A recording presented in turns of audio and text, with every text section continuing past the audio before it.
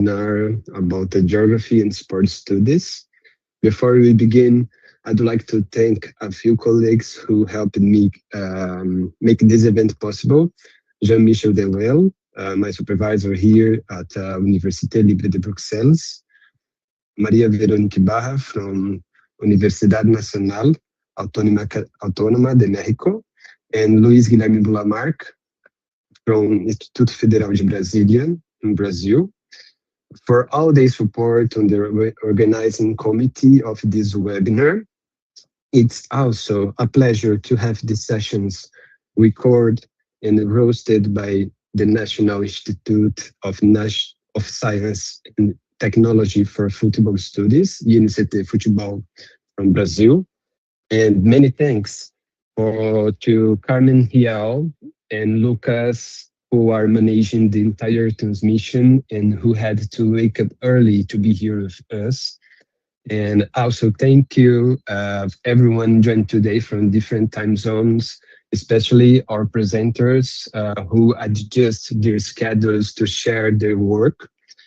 Over 3 years, 3 days, we will hear research from many parts of the world.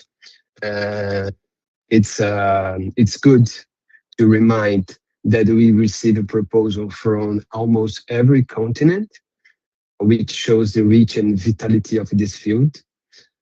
This webinar, it's a broad initiative, and we should be proud of this network we are building together here in this moment. And I would like to thank the events committee of the geography program at Unesp, my university in Brazil, in Rio Claro, São Paulo, for their support to make this event possible. A special thanks as well to the Football Social Observatory, the group supporting this webinar, which I coordinate some researches in the line about companies and clubs.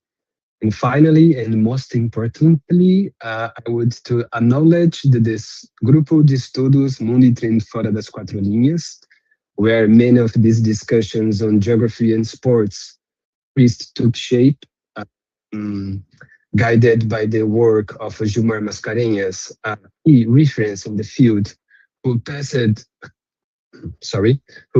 away in 2019, unfortunately. So without my colleagues, this event would not be happening. So many thanks for all of them. And to close, I would like to mention the Gilmar Mascarenhas Grupo de Estudos at Unesp, Presidente Prudente. And during the presentations, I will share the links of all these institutions that I mentioned here. And so officially, we begin the webinar Geography and Sports Studies. To register the attendance today, we will share a Google Forms link in the chat, just to keep in touch after the webinar. Please feel free to interact in the chat.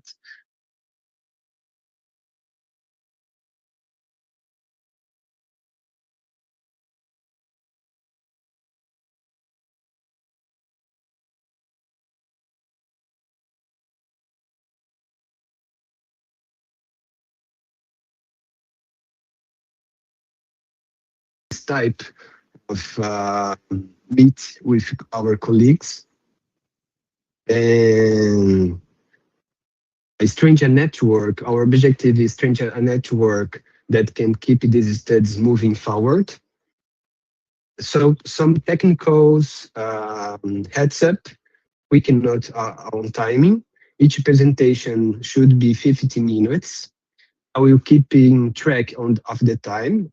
And if you need it, I will ask you to wrap it. Then you have an additional 1 minute to conclude. And yes, thank you again for being here. Now I will give the floor to our presenters. The order of the presentations I put on the chat, and people who are watching us by YouTube, it's in the description of the live. So I will give the floor for Hui Feng, Sorry for my pronunciation. So feel free. The floor is yours. Okay, thank you.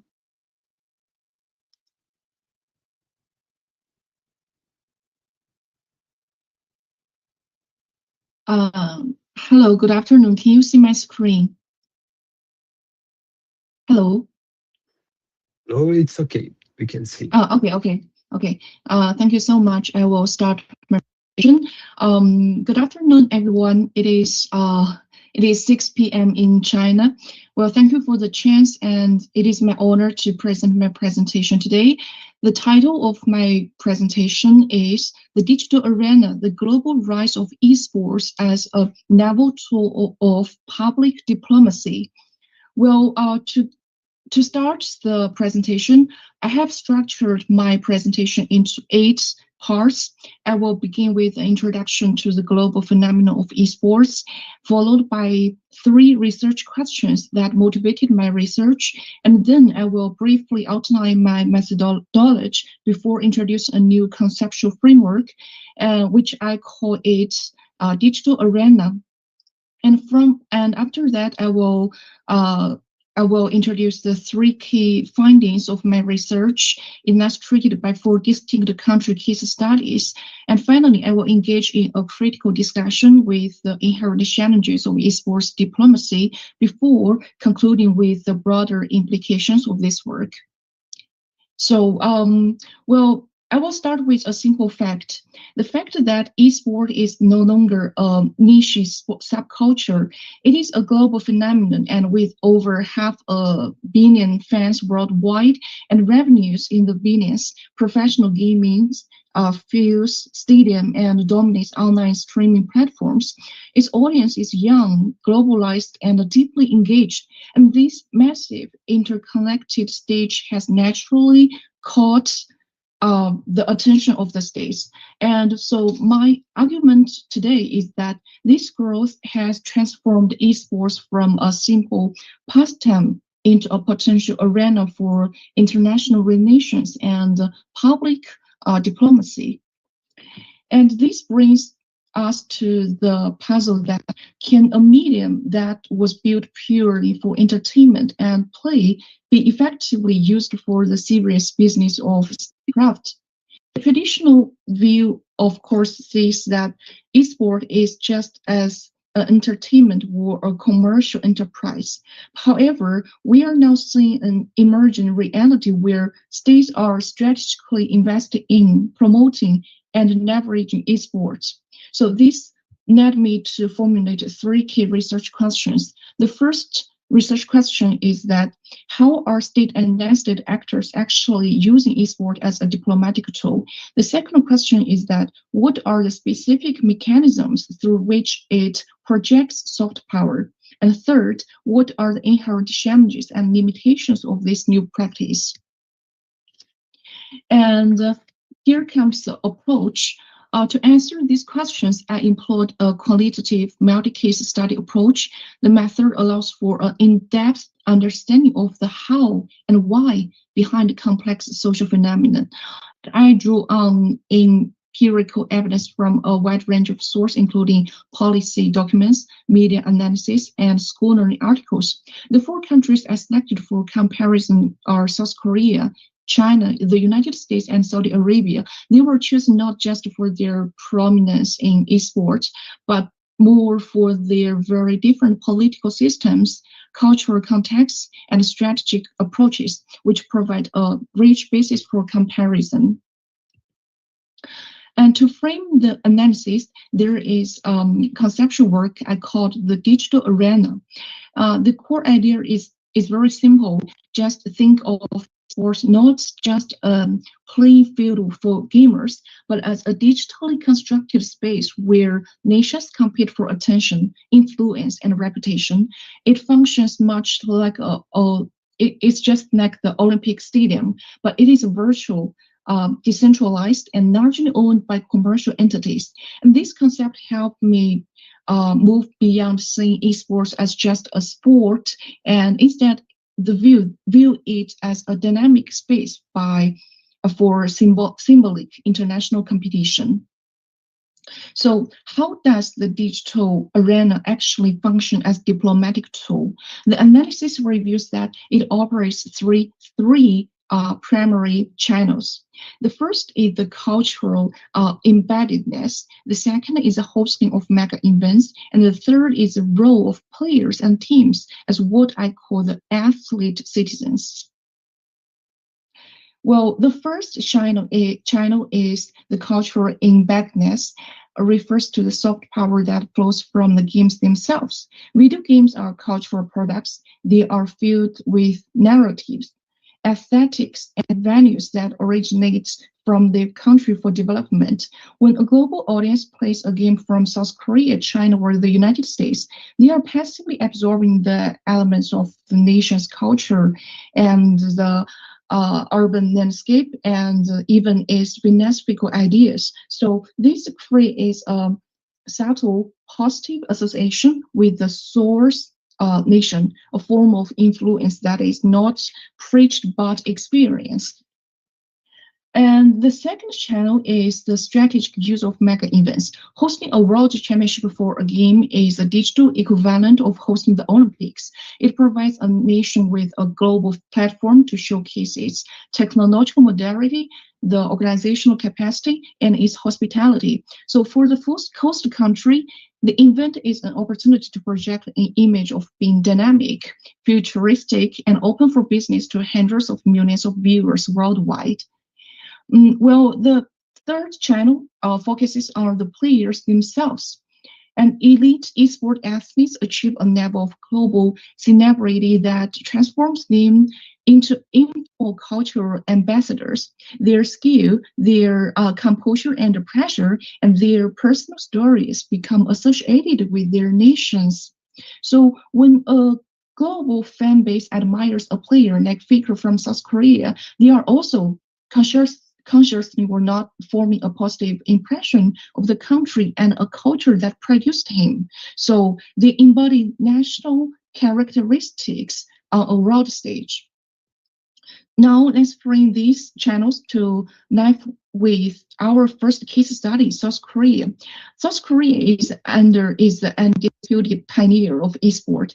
From the very early days of StarCraft in broadband rooms, the Korean strategy involved government-backed infrastructure, dedicated TV channels, and the cultivation of distinct Korean style of play known for its discipline and strategy. And the result is that esport has become a part to South Korea's national brand, projecting an image of tech-savvy, culturally innovative, and highly disciplined society to the world. And next, we turn to China, which represents a state-led powerhouse example. China's journey is fascinating because it moves from concerns about gaming addiction to officially recognizing esport as a professional and forms the national teams. So the strategy involves having state investment in training infrastructure and crucially, the promotion of domestically developed games to export Chinese culture globally. Through this, China uses esports to assert its place in global digital culture while also managing domestic youth culture around gaming. And the United States presents a very different example. What we can call it is to be commercial. Here, the primary actor are not state bodies but private corporation. And American soft power in esports flows from market dominance, and the games themselves, the leagues structured like American sports, and the focus on individual star players all project an image of American entrepreneurism and cultural influence. So it demonstrates a powerful, if indirect, form of public diplomacy driven by the private sector. And finally, we have Saudi Arabia, the ambitious new challenger. As part of its Vision 2030 economic plan, the Saudi Arabia is making investments through its well funded by hosting the largest esports festivals in the world and acquiring major games publisher. Saudi Arabia is engaged in a very concerted effort to reshape its conservative international image and engage directly with global youth using esport as a cornerstone of its national branding strategy. But now, after presenting the 4 cases of success, we need to pivot to a crucial discussion. The research argues that esport is, of course, it is a powerful tool, but it is unstable because it is fundamental logic clashes with the logic of the nation state. The first major tension is that between transnationalism and nationalism, the game community is by its nature global and often apolitical, but fans primarily identify with teams, players, and the game itself. Inserting a nationalist narrative can often feel forced or even inauthentic to this community. And the second tension concerns is the of the diplomatic message. Elections attempt to project a specific image like we are innovative can be completely drawn out to the dominant discourse of the event itself, which is about the competition and the fandom and anything else. So the media, which is entertainment, is the message. The state carefully crafted intentions can easily get lost in the noise of the game. And the next, it is also perhaps the most critical tension is that esport acts as a reputational double-edged sword. Just as success can build a national brand, but controversies can also destroy it just as fast. Government issues, player burnout scandals, match fixing, or even geopolitical arguments will also destroy the game chat and even create some global news. So the same digital infrastructure that amplifies a national's achievements also magnifies its failures, creating a high-risk environment for reputation management. So what does this mean? So I think the facts lead to the central conclusion that esport is not a simple push-button tool for soft power. Its effectiveness is entirely contingent. It depends on a nation's ability to navigate the complex digital arena, and success requires a very deep understanding of the unique transnational culture of gaming and the skill to manage the tension between national goals and global fandom, and also the foresight to mitigate the very significant reputational risks involved. This research has the implications that for policymakers, the message is to treat the esport as a complex digital ecosystem, not just another sport industry. And authentic engagement with the community is very far from effective than top-down messaging. And for the schoolers, there is something more we can explore. We need deeper analysis of the role of nested actors like game publishers, and we also need comparative studies on how fans actually receive these diplomatic efforts. And we also need to start thinking about the metaverse as the next step of this digital arena. This is my presentation today, and thank you so much for your listening, and any comments or discussions, welcome. Thank you so much. Many thanks, Feng. It's a very interesting subject, very interesting research. Now, I will give the floor to David Storey with your research, which title it's Playing the Game, Football, Nationality, Choices and Border Crossing in Ireland. David, the floor is yours. Okay, thank you. I hope that everyone can hear me and see me. From there, hello. What I'm talking about, I think, will become obvious, hopefully, in the next 15 minutes, but I'm really talking about, specifically about football and about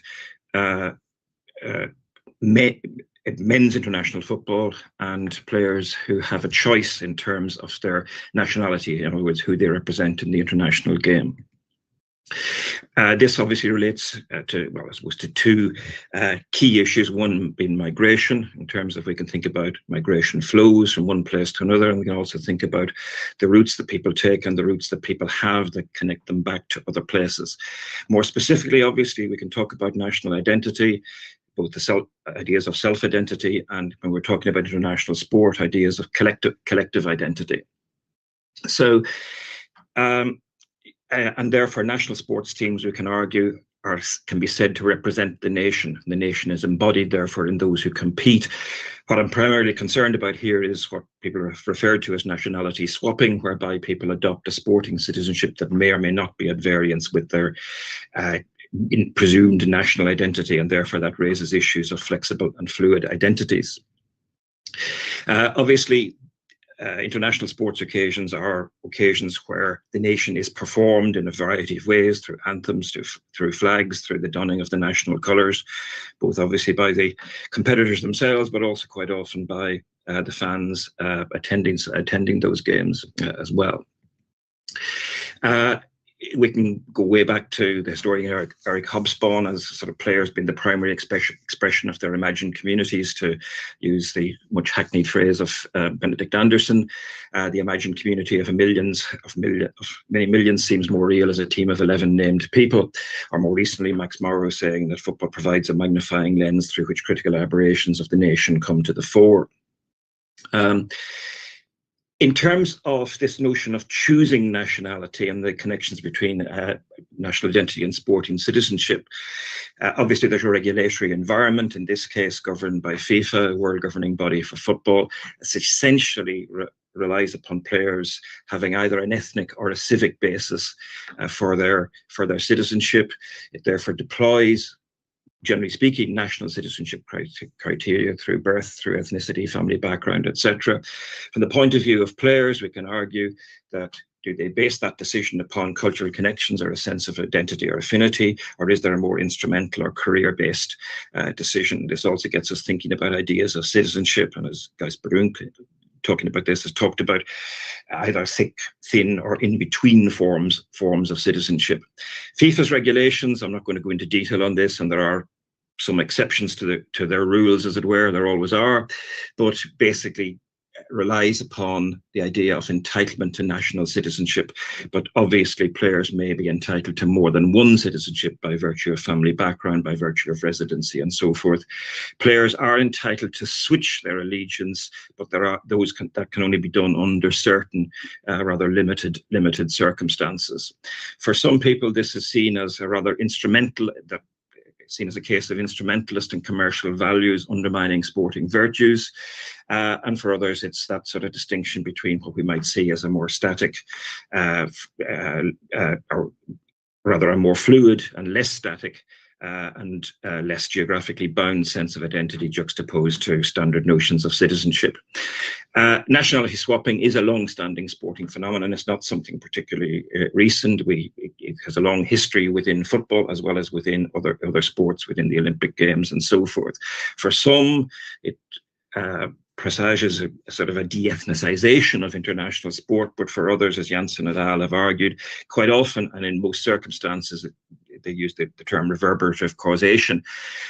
It is players switching allegiance on the basis of where their parents or grandparents, or at least where their family origins are. So therefore, there is a sort of a family or an ethnic link to the country that they have chosen to represent, as distinct from the country they were born and grew up in.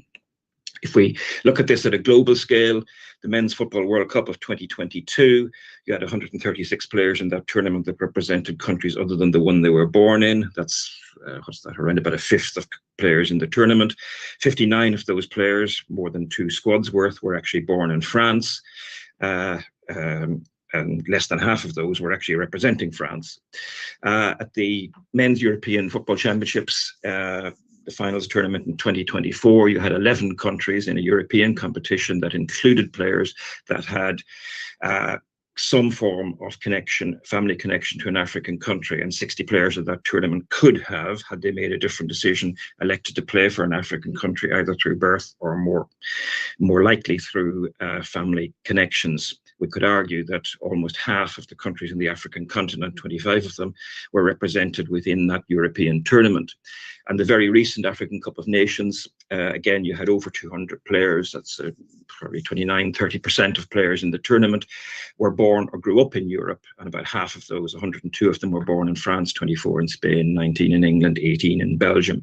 So that gives you a sort of a sense of the phenomenon that we're talking about here. I want to specifically focus for a few minutes on the Irish case. The Republic of Ireland's men's football team have long utilised FIFA's regulations to tap into an extensive diaspora, mainly based in Britain, so-called Anglo players who have, although born and grew up in Britain, have by virtue of parentage or grandparentage opted to play for the Republic. More recently, there has been in some cases controversial switches by players born in the north of Ireland, and there is a separate Northern Ireland football team who've elected to play for the Republic. We've also seen, as a consequence of in-migration into Ireland from the mid-1990s onwards, the so-called new Irish, people representing the Republic of Ireland but whose parents come from elsewhere, and we've also got a few that have changed their minds, the ones that got away. So I'm going to briefly look at each of those. If we go back to the late 1990s, or 1990s really, simply two examples, Kevin Kilbane and Mick McCarthy, of players born and grew up in England, but who chose to represent Ireland. Kevin Kilbane was born in Preston in the north of England. He always wanted to play for Ireland, he has argued. Both his parents being Irish, despite the way I speak, I've always felt Irish. And Mick McCarthy, born in Yorkshire in England to an Irish father. We stand for Ar an Navi and the Irish national anthem, singing it in Irish, but having learned it phonetically. This is his country as far as he's concerned. And there continues to be quite a few British-born and players born elsewhere who've elected to play for the Irish Republic by virtue of family background. Somewhat more controversially, perhaps, you have players born in the north of Ireland who have elected to play for the Republic. One of the best examples of that being James McLean, born in the city of Derry in the north, who's elected to play for the Republic. And a very place-based argument in terms of media explanations he's given to the media in relation to that, and also linked to both the senses of identity and the politics of the north of Ireland. It's hard to stand for that national anthem, that is God Save the King these days, for the Northern Irish football team, and see all the flags, as he sees them, sectarian flags and chants. You don't feel part of that, especially me, from where I grew up in the predominantly nationalist Cregan area of Derry. Unless you're where I'm from, which is a big part of the troubles when I was growing up, unless you're from there, you don't understand. You really don't understand. And again, this has been an ongoing example. Two players in recent years, both from the city of Belfast, but who've made slightly different decisions. Mark Sykes had played underage level for the north of Ireland, for the Northern Ireland football team, but has relatively recently switched his allegiance to the Republic. When you're older, you realise maybe that's the thing for me, is his reasoning. The reverse decision made by Ronan Hale, also from the city of Belfast, who had played underage football for the Republic of Ireland, I feel is the right, but it's since switched back to Northern Ireland. What it seems to be essentially a career-based decision. You can say you've played international football, but so players from the same city, but making opposite switches, if you like. And very recently, this is as recently as last week, Chris Atherton, born in Armagh in Northern Ireland, who has recently switched his allegiance from having played for Northern Ireland underage level to the Republic, and something of an initial backlash from some Northern Irish supporters to that switch. What you've had more recently, as a consequence of in-migration into Ireland from the 1990s onwards, you've had players whose family backgrounds are from elsewhere, from Eastern Europe, from African countries, etc., who've born or grew up in the Republic of Ireland, have elected to play for them. These guys, Andrew Amabamadeli, Chidozie Agbene, Gavin Bazunu, Adam Ida, Festi Abaselli, and more, that have a kind of made the the Republic of Ireland, in that sense, a yet more cosmopolitan team. The player wearing number 22, top centre of the image you're looking at, Chidozie Ogbeni, made history about 4 years ago, becoming the first player born in an African country to elect to play for the Republic of Ireland. He was born in Lagos in Nigeria, but grew up in Cork in the Republic of Ireland after his parents had moved there.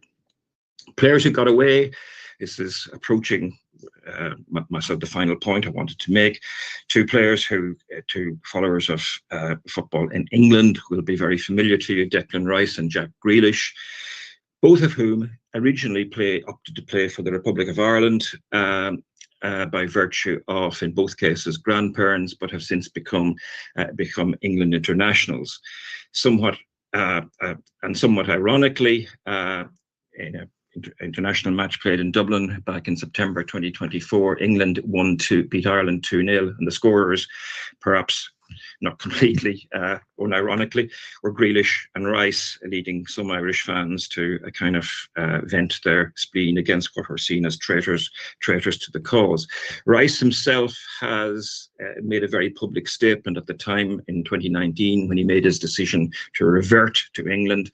I won't go through the full quote, but saying that he's both English but also proud of his Irish heritage via his grandparents, and that it was not necessarily it was a decision that he had made with his heart and his head, both in terms of feeling what he felt himself to be and, I suppose, what is best for his career. On that particular issue, Gary Breen was a Republic of Ireland international in the late 90s, early 2000s, born and grew up in London to Irish parents.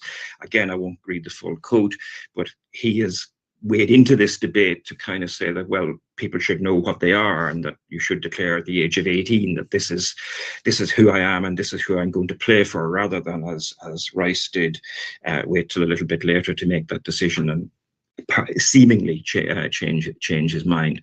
The now better known as a football pundit but former Republic of Ireland international Roy Keane, born and grew up in Ireland, again has sort of tended, from his view, to kind of say, well, you should have some sort of sense of identity, some sort of feeling, some sort of warmth for the country, rather than doing it simply as a pure career move. Just one other quick example is a guy called Michael Keane. He was born and grew up in the city of Manchester in England, but has an Irish father. He again played underage football for the Republic of Ireland before reverting to England, saying that actually I really felt English. My dad's Irish, but I don't know his family. I've never really felt Irish. Rather ironically, this is Will Keane, who's the twin brother of Michael Keane, and he's done the reverse, having played at underage level for England, has subsequently played a few times at least for the Republic of Ireland. So you've got twin brothers whose international career trajectories have moved in opposite directions. Bringing this to an end, what we can argue essentially is that countries, from the point of view of particular countries, there's a pragmatic sporting strategy in terms of tapping into their diaspora, if you like. From players' point of view, they may be motivated either by identity or cultural affinity, or as a process of career development, or more likely, we can argue, a combination of both. The responses to it, and I haven't dwelt very much on that, but there are some exclusionary responses that kind of revert to a somewhat more narrow nationalism, somewhat more inclusionary responses, and some that are quite instrumentalist, that kind of says, well, if they're good enough, we don't care where they come from, as long as they play for us and play well for us. Ultimately, what we're talking about here relates to issues of migration and diaspora, on the connections between national allegiance and territorial identity on the one hand, and a sporting citizenship that may be different. Again, that links to broader ideas of either thick or thin citizenship. The idea that national identity is, for many people, not simply singular, but maybe dual, multiple, or transnational. There's an obvious symbolism to wearing the national colours, and therefore, again, being seen to embody the nation. And ultimately, from in this case, a footballing sense, how sporting organisations accommodate ethno-national difference within a state-centred regulatory system, and gets us thinking kind of beyond the idea of the bounded national space to a less bounded national space, and more broadly again, linking to ideas of, well, perhaps not so banal nationalism, but certainly what we might see as more everyday geographies. Thank you. Obrigado. And thanks, Dave, the story. They're very interesting, your presentation. Now we move forward to the next presentation. I would like to give the floor to host. With the title of the presentation, it's Geopolitical Turbulences and Flows of Human Capital, the Global Mobility of Football Players. So, host, feel free to present. The floor, it's yours. Yes, thank you very much. And it was very interesting to listen to the previous presentation, because the culture is very important in football and migration. So I was very happy to listen it, and I was a little bit sad because I need to watch the players of the Irish team and the Hungarian national team lose the final match before the qualification to the World Cup against the Irish team. So David, I wish you good luck in the next couple of weeks for the qualifications. But Hungarian team cannot be in the World Cup, maybe the Irish. So thank you very much. And so I'm Zsolt Havran from Corvinus University of Budapest, Hungary. And I did this presentation together with my colleagues from the University of Pécs. It's also in Hungary, together with Diána, Fűrész, and Ákos, Jarjabka. And we are working together for, I think, 3 years, and we have some publications in similar topics.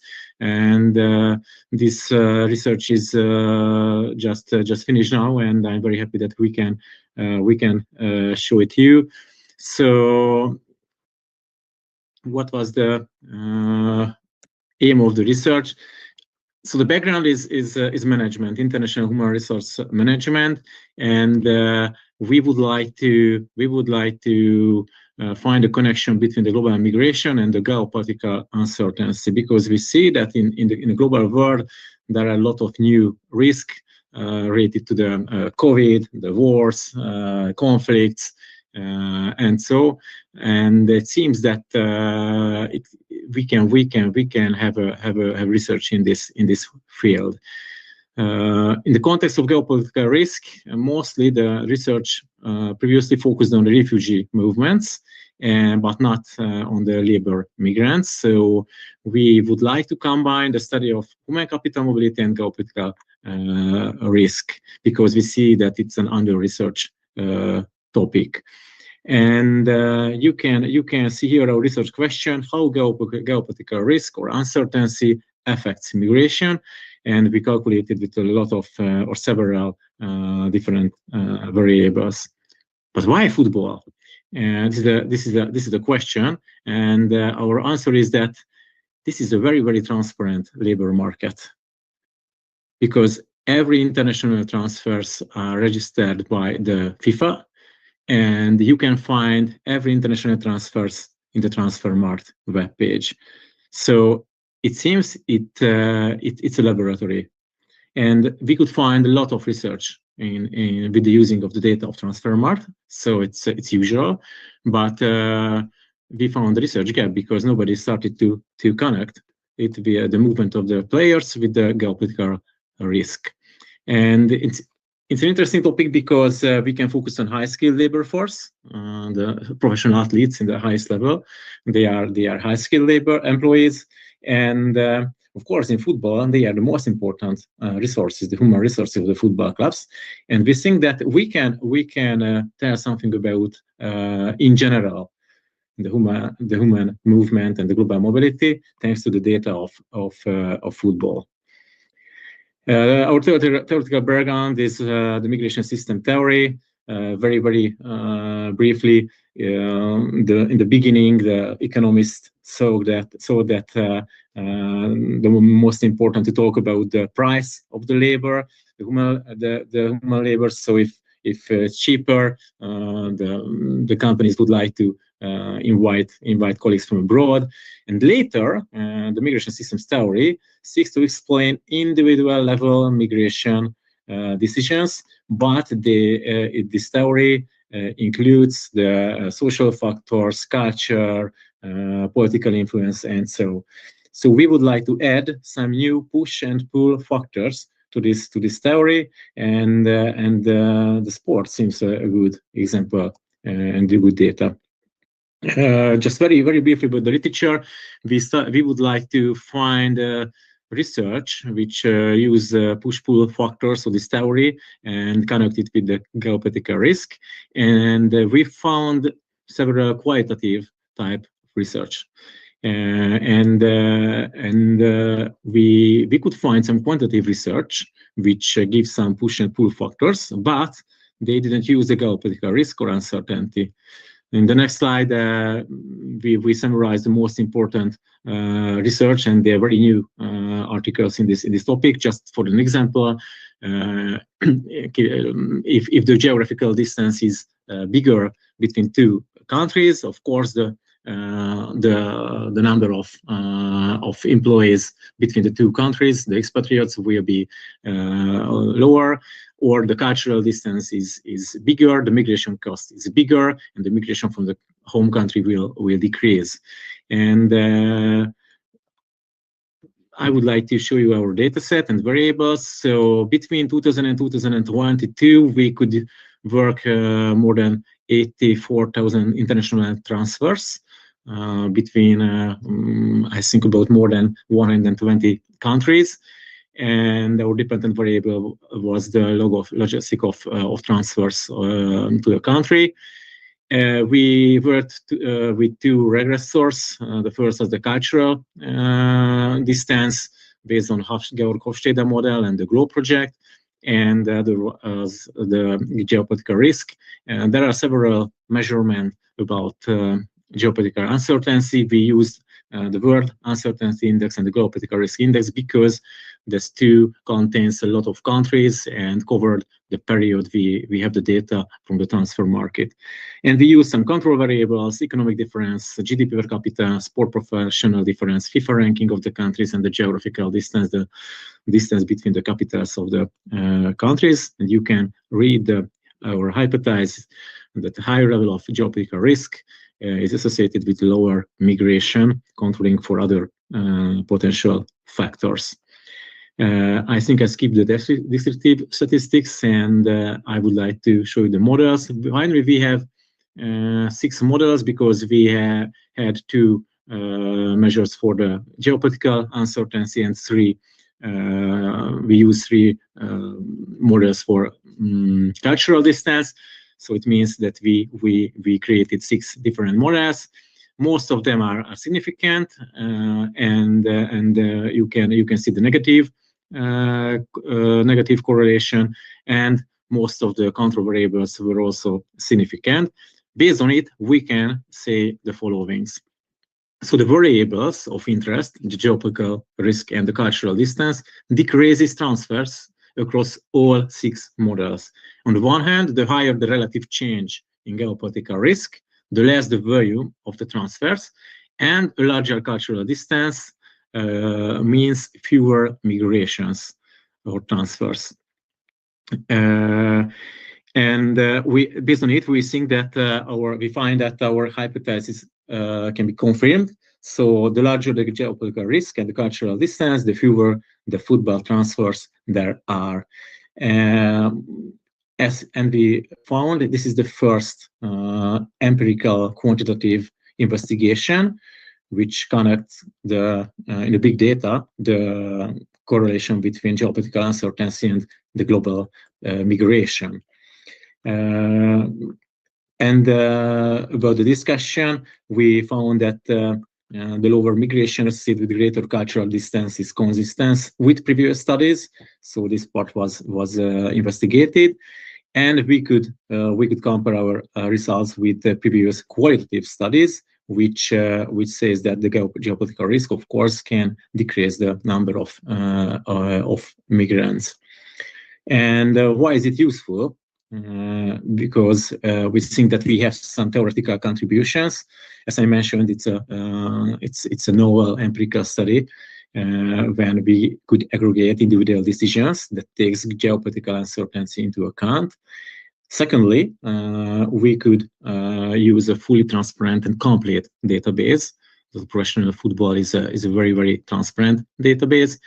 Third, we could focus on high-skilled employees and immigrants. It can be useful for multinational companies who often works with high-skilled employees.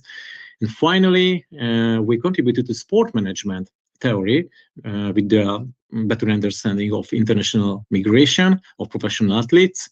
I think you can know the definition of brain drain when the high-skilled employees go to abroad, and Radomir Andreev has a definition about muscle drain. So the professional athletes usually go to abroad because thanks to the better financial options, opportunities, or better sport facilities, and so.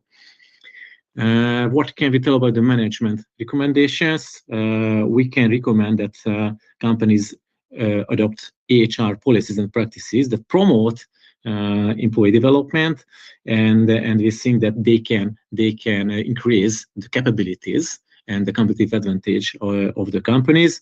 And it's true in a very, very critical period under the geopolitical uncertainty environment. And we would like to highlight the importance of the cultural integration. So the companies, not just football clubs, but many companies, need to focus on cultural integration of colleagues coming from abroad, especially in football, because they need to do very, very high performance in very short time. So after some weeks, they go to a new country, they need to perform. Maybe it's another business, it's a little bit different, but we think that focusing on cultural integration can be very important, not just in football, but in any other industries. And of course, in the future, we plan to focus on regional level studies. It can be interesting to examine just, for example, just Central Europe or just South America. We would like to see the differences. And maybe we can have a difference. We can examine the difference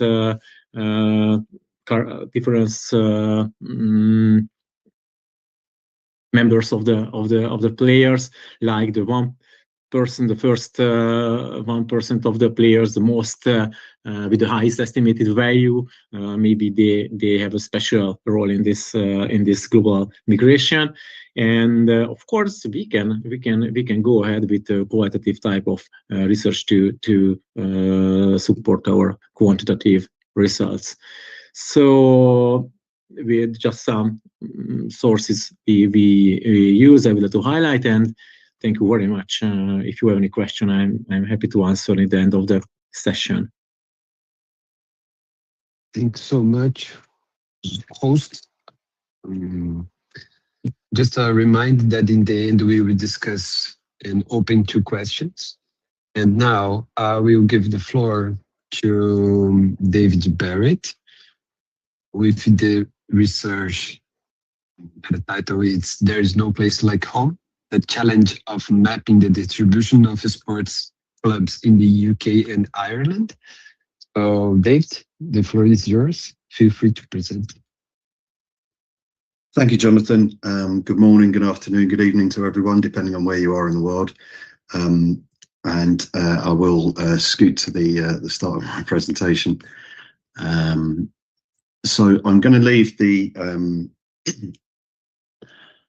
I'm going to leave it on the window as it is set up here. So yeah, so there's no place like home: the challenge of mapping the distribution of sports clubs in the UK and Ireland. The rationale for the presentation stems from a need to understand trends in sports participation, and that specifically focuses on participation in active sport and in volunteering. So I'm just going to go on to, I will actually go on to the slideshow, Jonathan. I do apologise. I just realised I need to be able to show some animations. So forgive me for that. I will start the slideshow now. and switch to that in the sharing.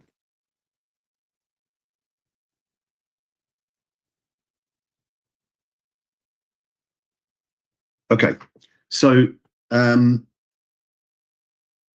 one of the more interesting trends in sport participation in recent years that Nichols has covered Jeff Nichols has covered quite extensively is the decline in volunteering and how that relates to the delivery of sport at a local level. So the amount of time that people spend volunteering, the number of volunteers, and how they support the delivery of sport in clubs. A secondary rationale is to understand and support investment and funding decisions as they relate to sport development, the delivery of coaching, and the planning and delivery of sports facilities.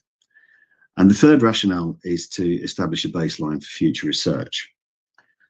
And the reason for the whole reason that this presentation came about in this field of study, or I've pursued this field of study, is to establish that baseline and to track trends in the number of sports clubs in the UK.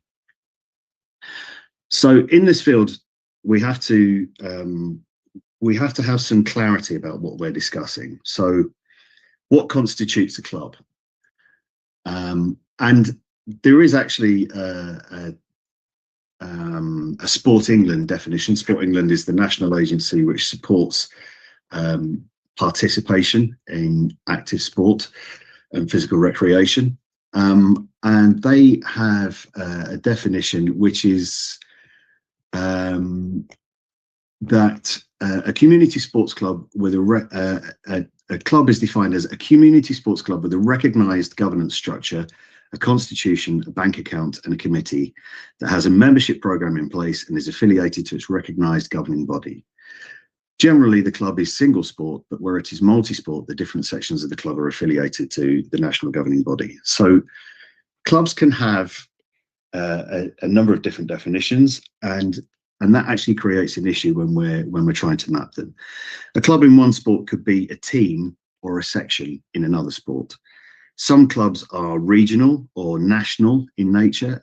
So we have, for example, in the UK, we have things like the Ferrari Owners Club, which meets, and they might drive to a particular location, or they might have a track day at a specific motor racing circuit. A Ramblers Club members, rambling is a form of walking in the UK. Ramblers Club members may be based in one location, but all their activity could take place well away from where their members live.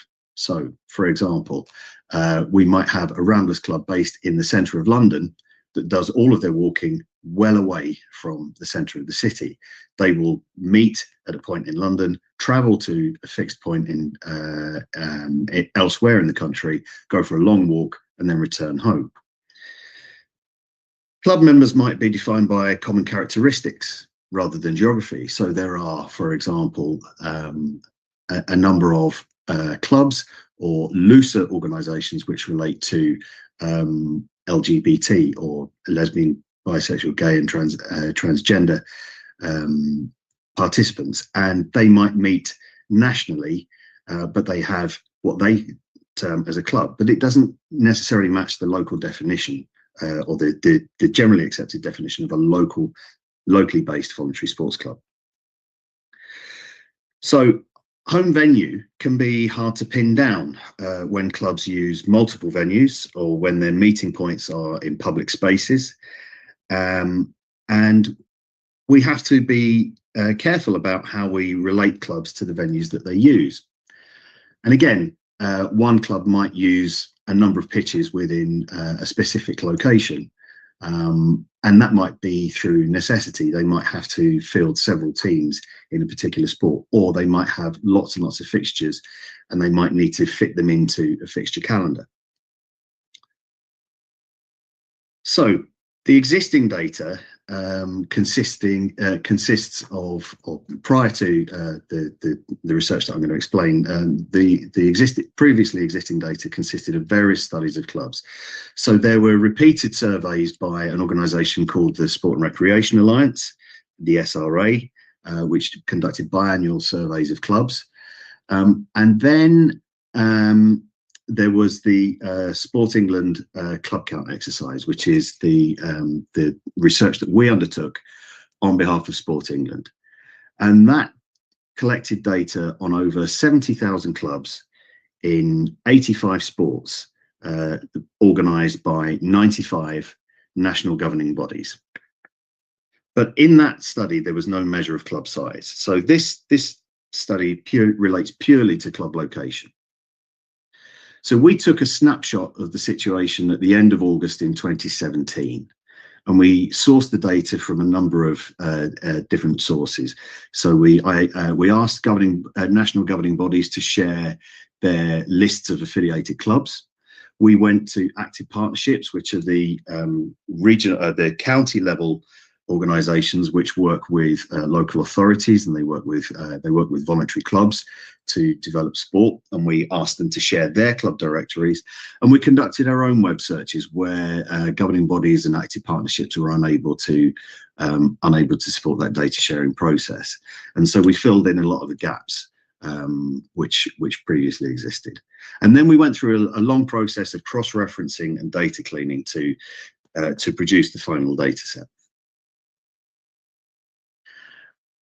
And what we found was that well, I should say the report itself is still available online. So if you Google measuring the affiliated sports club market, you will find that you should be able to find that report online. But what it immediately showed was that the number of clubs had shifted quite significantly in some sports, partly due to the changes in the definitions that I explained earlier on, but also reflecting changes in the way that those clubs were set up. So on the left-hand side of the graph, you can see that the biggest increase in clubs was for Table Tennis England. And that's because the definition of clubs changed. And what we found was that in the previous research, which had been conducted in 2015, they had Table Tennis England had supplied details of only those clubs which affiliated directly to the governing body, rather than table tennis clubs which were more loosely affiliated to Table Tennis England, but affiliated to their local leagues. And so a lot of those clubs, around about 2,500 clubs, had been missed off, and we were able to pull that bigger list together.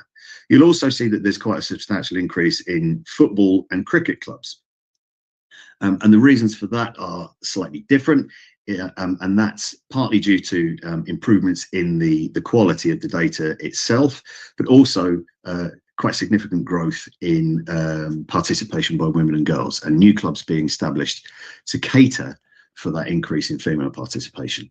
On the other side of the graph, you'll see quite a significant drop in the number of tennis clubs. There's a very different reason for that, which relates to the fact that over a period of time, men's and women's tennis sections, or men's and women's tennis clubs, had merged together to form single entities, and that related to the ability to access funding support from local authorities and from the National Lottery, among other reasons. There were other reasons driving that as well.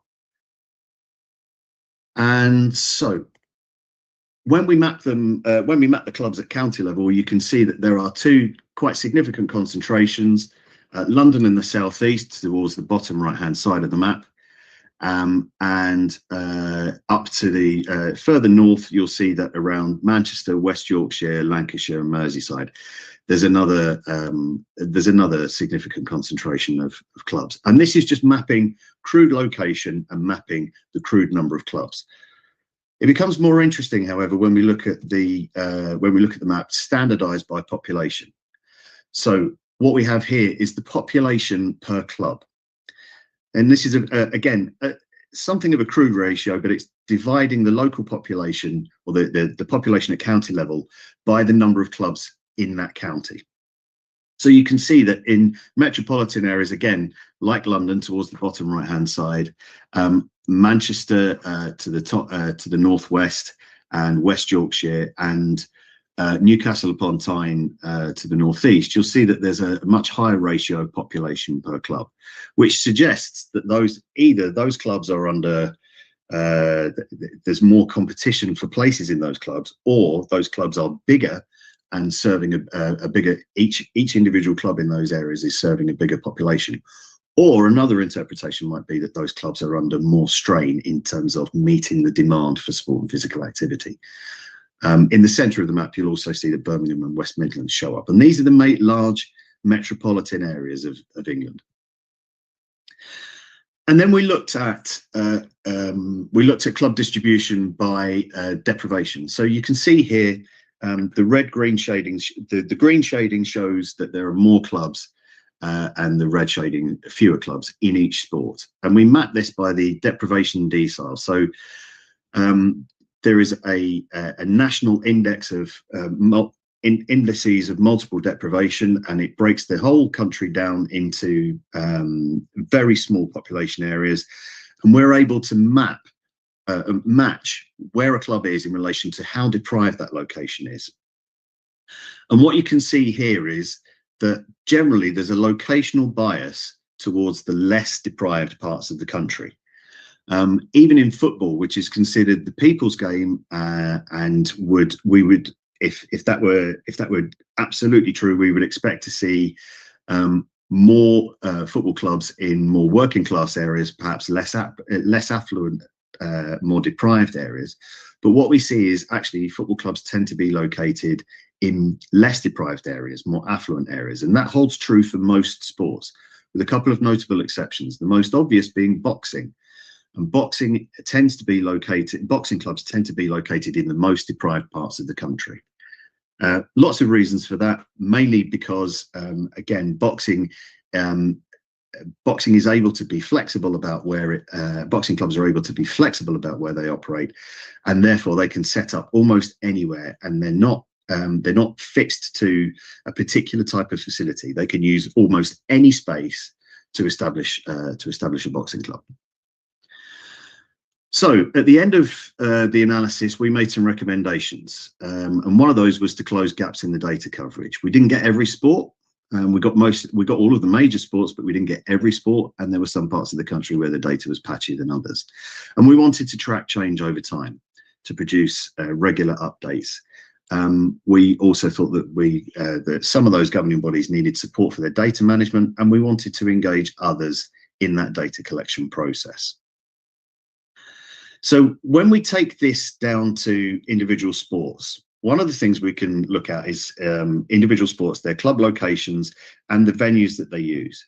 So these are for one sport, and I'm not going to name the sport because it wouldn't be fair on the people that have supplied me with the data, and it wouldn't be fair to single out a particular sport. But these are the home venues, or the home locations for all of the clubs in one particular sport. These are the red dots. The blue dots, which I've now overlaid on top of that, are all of the venues that they use. So you can see that there are far more blue dots than red dots. So we have lots of clubs mapped to specific locations, but they're actually using far more venues than that original set of location data would imply. And when we connect the two, we produce something of a spider's web, and you can see, you might be able to see it quite faintly on the map, but you can see some lines there connecting one to the other. Some of those lines are very long, which also highlights some of the flaws in the data. So if we take this down to a local level, you can see that we have a kind of hub and spoke model, and you can see that some of those venues are quite close together. Some of those are spread further apart, but you should also be able to see that a single red dot in lots of cases, single red dots are linked to multiple blue dots, which shows that clubs are using more than one venue. Again, that shows one of the challenges of mapping home venue or mapping clubs to specific locations. It's also evident just towards the bottom of the map that we have two clusters. We have one red dot to the bottom left-hand corner and one just slightly above it and to the right, and they're actually sharing a venue, and that creates a contest. That means that's a contested venue. That's a contested space, which means that there's a conflict or potential conflict between those two clubs, and that's something which would have to be managed by those two clubs and by the governing body for that specific sport.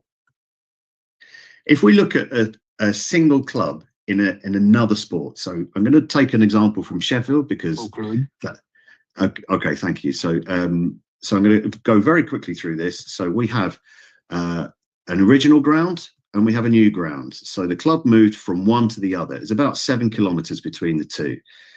And we can see that that has changed the distribution of the membership. So the old members, the committee members, have never changed their location. The older players, the senior players, they're spread around the city, but we have student members focused around the old ground because that's where the university was and that's where their pitch was.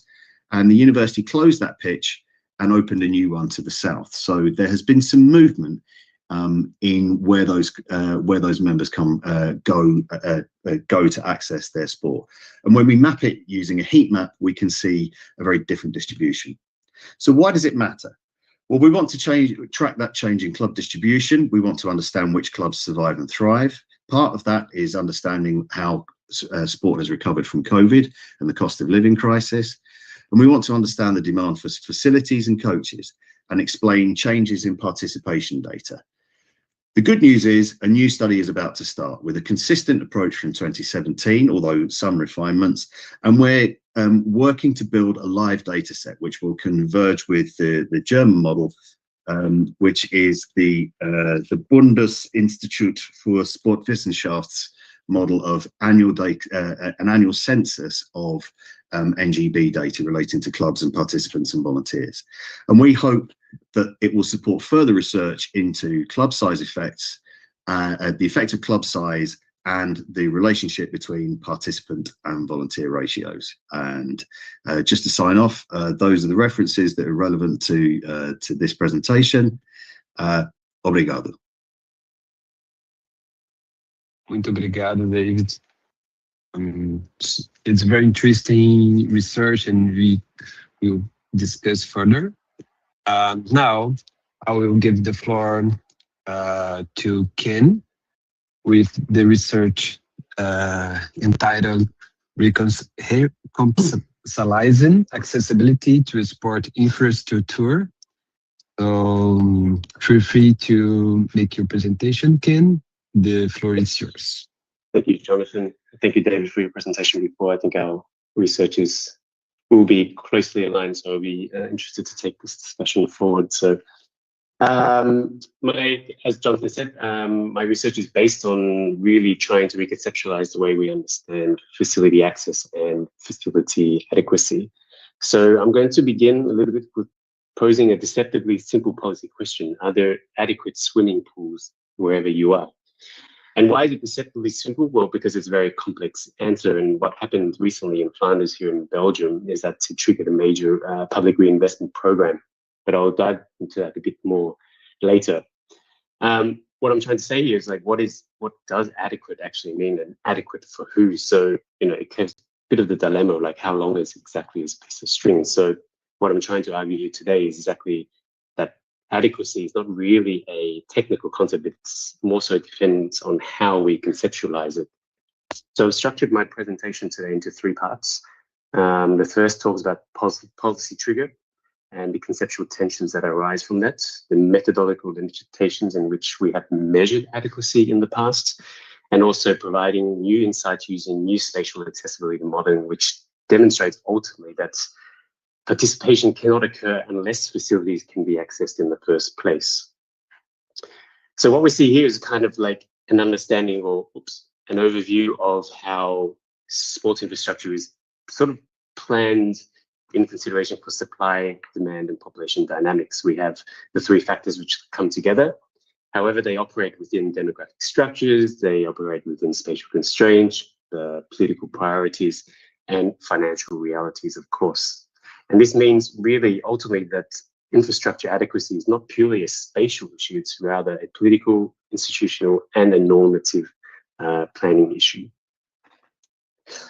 So there is a plethora of literature out there already which shows consistent and modest effects on infrastructure and its effect on participation. However, ultimately, one of the sort of contradictions in the way that sort of analyzes that, there's this understanding that if it's available, then it's accessible, but that's not necessarily the case. And just because it's accessible doesn't mean there's participation, because there are also behavioral, individual level factors which influence whether people use a facility or not. So ultimately, when it comes down to when we're talking about participation, is it really equitable across all socioeconomic gradients within our community? So my question is, well, if infrastructure matters, but it's not entirely deterministic, how should we begin actually measuring it?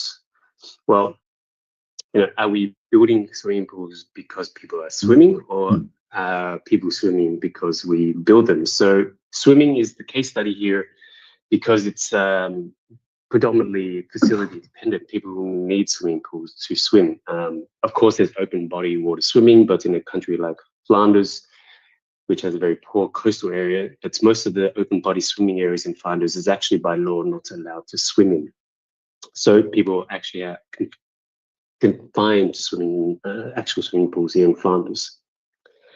So the policy trigger that I was mentioning earlier before came about because there was a 23% decline in swimming pools across a 15-year span, and mainly due to rising costs, energy, aging infrastructure, and changing compliance standards. Most municipalities found that the financial strain was too much, so they decided to close facilities. As a result, there was a so-called perceived shortage of swimming pools for club and public swimming. There was a lot of political mobilization by different actors in the sporting field, municipalities, to lobby against the government to say, well, hey, it's a social infrastructure, you need to step in, you need to find us more swimming capacity. So the Flemish government mobilized a swimming pool decree at the start of last year, which will inject 180 million euros into the development of 40 new swimming pools, developing 10,000 square meters of swimming pool over the next 30 years. And so one of the issues that sort of arose out of this political intervention was that, well, the first, that there was no formal needs study conducted to underpin exactly where these 40 pools would come. There was also political statements made in the sense that the first come first served allocation mechanism by which this decree was operating was sufficient to get building underway. So a lot of the political stance by the Minister for Sport was, stop questioning it so much, let's just get on with doing or building.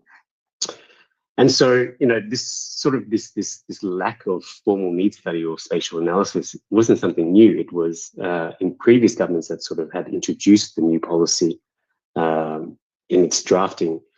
They had admitted there was no defined scientific criteria on how they would analyze or measure the regional distributions of swimming pools. So the critical question here is exactly what empirical basis are we actually using to allocate this 118 million euros? And previous studies in Flanders, which albeit very limited, was actually contradictory. Two studies showed that there were no structural shortages in Flanders, but pointed to other individual level or operational level constraints, such as rising costs for maintenance, for operation, but also rising costs for accessibility for individuals. But the contradictions here is not it's not really flawed research, but it's rather more a symptom of interpretation. And in the analysis of the literature, it really sort of goes to show that there are sort of divergent factors why it isn't methodological error, but really something that we deal with. It's epistemic conflict, is that the way that, well, there's multiple evidence that are all legitimate, but don't arrive at the same sort of conclusions in the way we understand or measure or define or interpret facility adequacy. And the two that I will focus on today are the first two, which is sort of the divergent indicators of how we measure supply and demand, the different mechanisms that we use to measure it, and the scalar mismatches. So previously, Euclidean distances, well, where the crow flies, distances were used to measure adequacy. So 5, 7, 11 kilometers. You see that at 11 kilometers, there is adequate coverage, so to speak. But what straight line distances don't really tell us is what actual behavioral accounts for actual travel. It doesn't account for road network, for congestion, doesn't account for competition between users. So these arbitrary thresholds really change drastically the outcomes in which we use to underpin these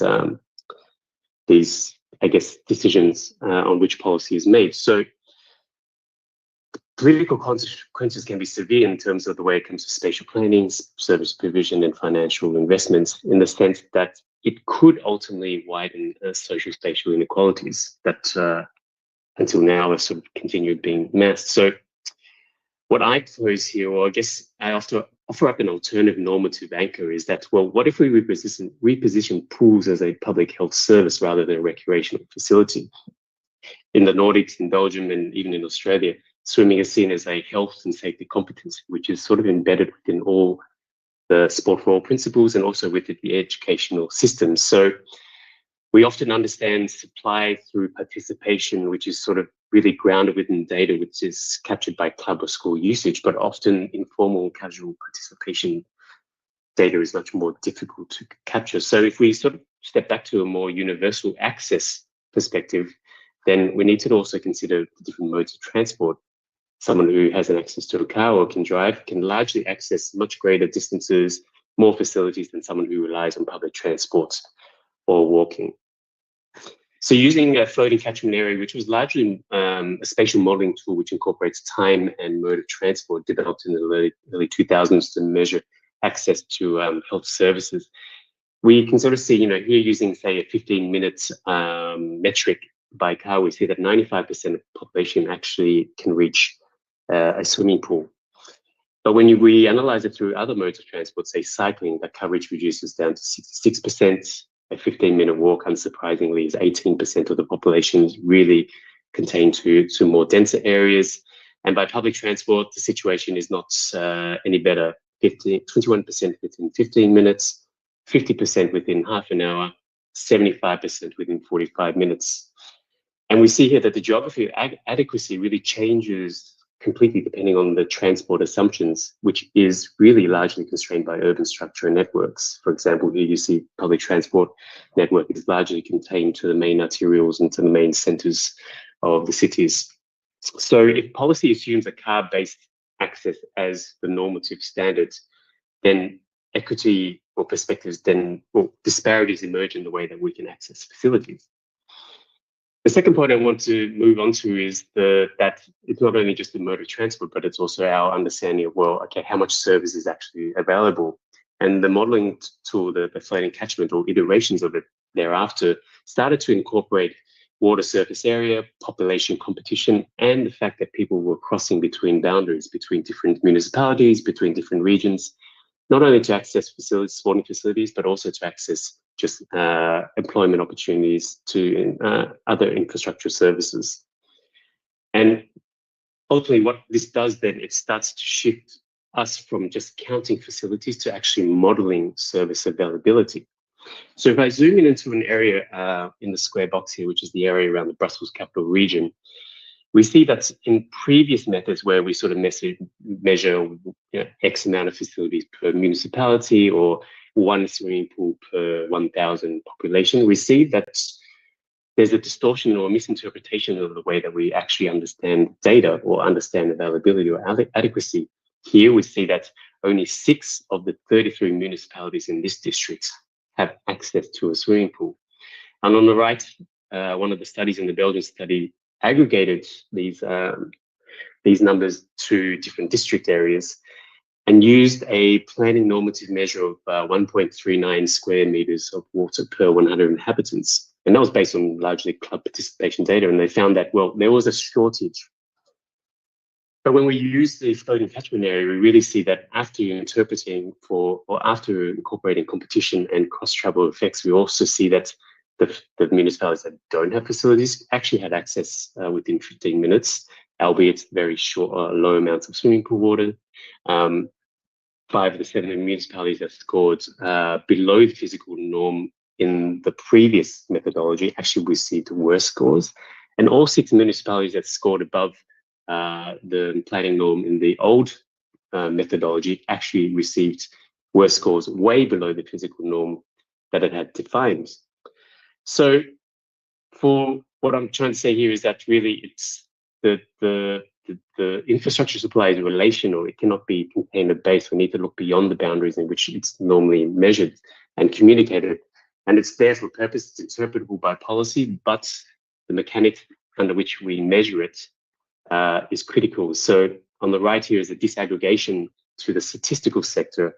And really what we see here is the micro inequalities that are being revealed at the municipal scale. So it tells municipalities that, okay, on average, your municipal has, the residents have on average X amount of swimming pool water available within 15 minutes. But structurally, within the urban structure of that municipality, there are distinct differences because of the way that it's planned, the way that public transport is framed.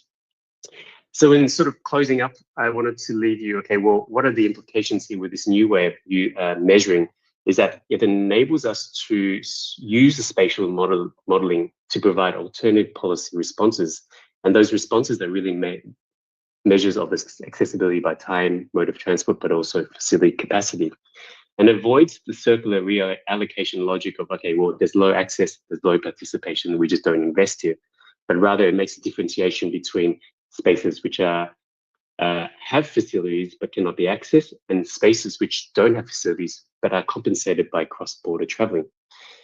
And by enabling differentiated policy responses, we can much more equitably allocate, say, the 180 million euros in this case for swimming pools into areas which don't reinforce further spatial inequalities. And why does this matter for policy as well? Well, because there's already key tensions in how infrastructure is planned today. We have an understanding of, like, well, how do we distribute according to efficiency or equity? How do we distribute it? Do we decentralize or do we centralize public services or sports infrastructure? And there's the density logic and the public population logic which follows. So is it a where the needs are, or is it a universal public health provision? Because ultimately for swimming pools, it's facility dependent. Areas which are low in density may not be efficient to have a swimming pool, but their health need remains equal.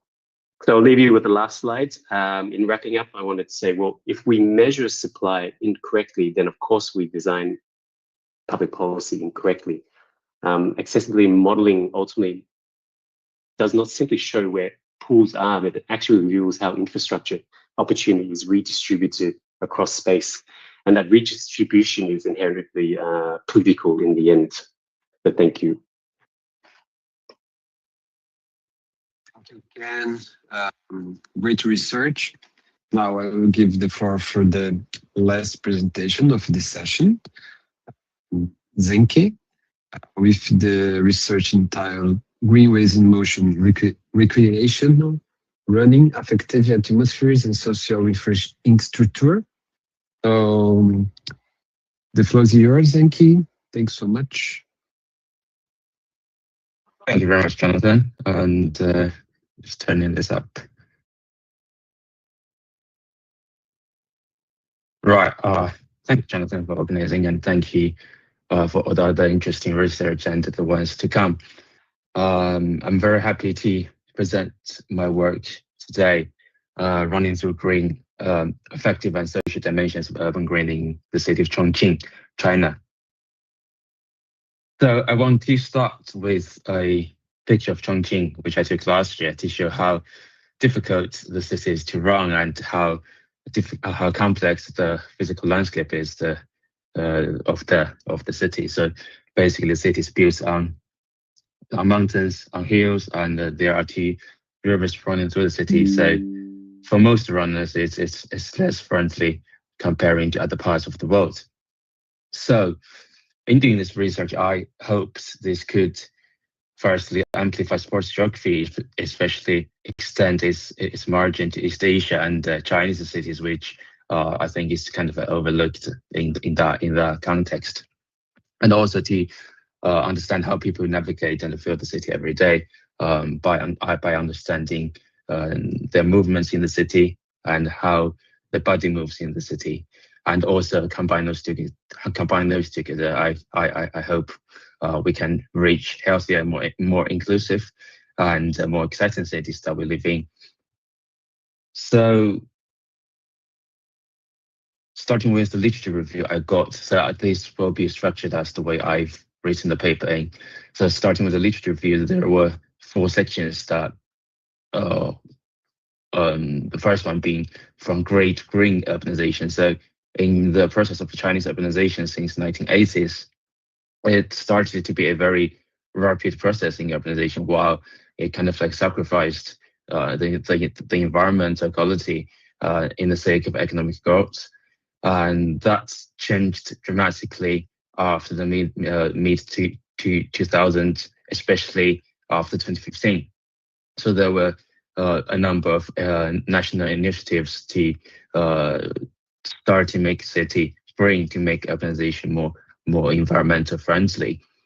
And that said, there are 3 impacts of urban greening: environmental ones, economic ones, and the one I'm most interested in, and the one that's been the most overlooked, which is the social impacts of urban greening. So after all these years of urban greening, there is very limited research on how urban greening is actually felt by the people that inhabit the cities in China, the Chinese cities. So that's, I think, where this research starts to take place. And also by thinking in that sense, sports running comes in to play a big part in that, in understanding how people is actually understanding the urban greening around them, how urban greening is felt by people while they're doing sports, because those 2 are interconnected. And everyday sports provides a way to examine how such urban greenness is felt, and it's a very good way to examine how such progress is being made. And in doing this research, I took a 10-week ethnography fieldwork last summer in the city of Chongqing, and I had 16 interviewees where we conducted 90 minutes to 2-hour interview, where I was basically ran with the interviewees, and they were able to show me where they run and how they navigate in the city. And in that, I take further notes in terms of how they think of the environment and how they actually approach their running. And some of the time we don't really speak. I just follow what they do and observe what they do, whether that is running alone or is in a group. And in doing so, we hope to build a triangle relationship between body, movement, and the space in the city in terms of understanding urban green better in the city of Chongqing. And we took 3 very powerful analytical lenses in doing this research. And the first 2 I'm still working with nowadays in my other research, and they are the core parts of my research career. So the first is kinesthetic city, which is cities now very overlooked in terms of understood through movement and bodily practice. And running in this way is one of the most important way of understanding city. And the second one, the social infrastructure. So green spaces and other spaces to other public space, obviously they work as a site of everyday interaction, a place where people make new relationships or obtain other relationships outside their working life. The running and sports is also a very important part of that. And the third one, affective geography, which I hope to understand how the environment is felt, how their embedded activity is actually affecting the environment too. So doing so, there were 3 main findings that I've got in this process of this research. The first one is how the nature is redefined by runners.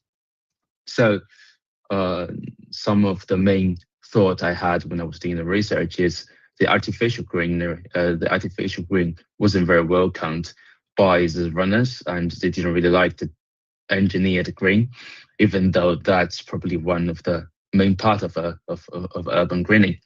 So that's kind of like classified as unnature by a big number of them.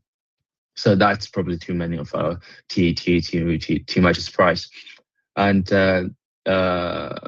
people do think some of this engineered green as part of the natural environment, but that happen mostly near where there's actually river, where there's actually trees. So that's sort of like a hybrid relationship as found in navigating between what is nature and what is not. So I've got a couple of pictures there where I took. So that wasn't very welcomed by the runners I interviewed, even though it's got a running trails on it, and most of them said there wasn't any coverage by the trees. So in the summer, it was so exposed to the sun, which wasn't like planned in the first place. And there were other places like this, and given there's very limited land, there's very limited flat land in Chongqing, and such waste of space is kind of a shame for the runners, as I said. And we've got this pictures too. So you've got these amenities at the side, and if you can see on the left hand side of the building, there is actually closed. And on this road, there's no much maintenance on the infrastructure instead. So that's not particularly welcomed by the runners, and they didn't really like this, and they didn't really consider this as part of the nature too, even though there has been trees and the flowers planted. So that's the first of the findings. And secondly, for the majority of people I interviewed or other people I talked with, running is a way of resilience in the city. So especially nowadays after COVID, we are living a much more fast-paced cities in most Chinese cities, and running is seen as a way to counter those the fast-paced lifestyle in the city. So in one of the interviews, which I remember very well, that the interview said city is seen unnatural for them to start with, and running is the running and doing other sports activities is the way of being natural in an unnatural place, which I thought is a very interesting way to put it. And that's the way for them to reclaim their sovereignty over their body, rather than being pushed away by the work, by other things they've got to do in the city that they live in. So running is one of the very few times that they actually have the freedom. They actually have the say over their body, and they actually do something that is connecting themselves to the nature, and also to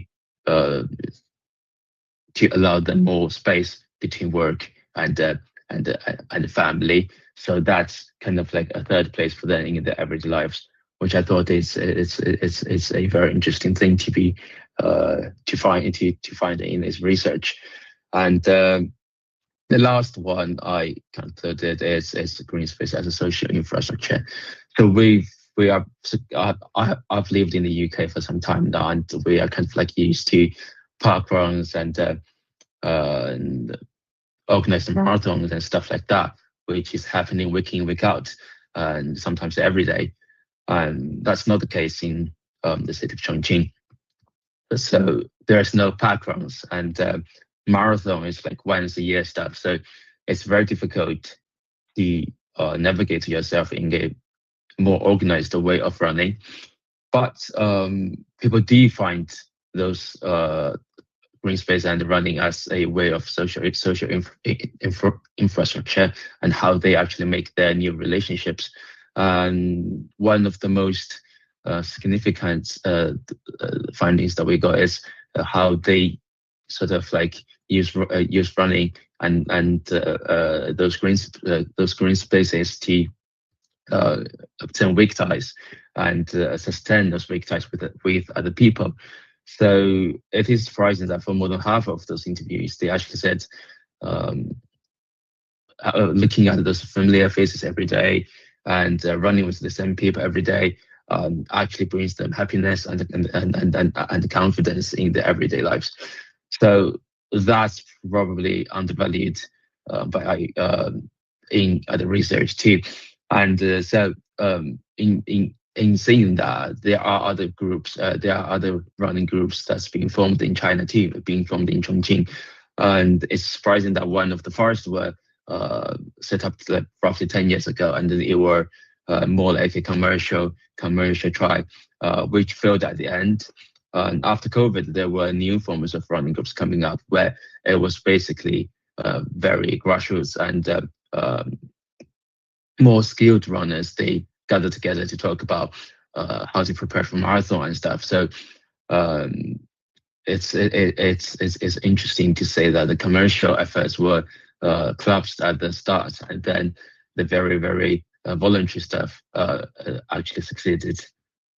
So this is a picture that I take in my research, which among all those places I've been to, this is probably one of the welcomed place that people find it comfortable running in.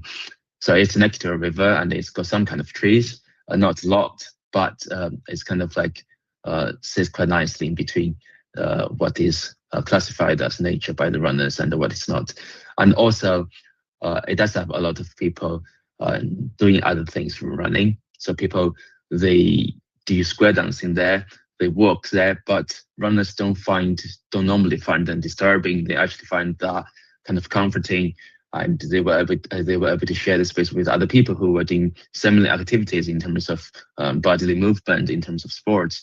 And so that's the most welcoming place that I found in my research, which I didn't really expect in the first place. And comparing to the picture I showed you, the one with the running trail, I think this is less planned, and this is less engineered, but that's turned out to be one of the favorite places that Ron actually enjoys running at.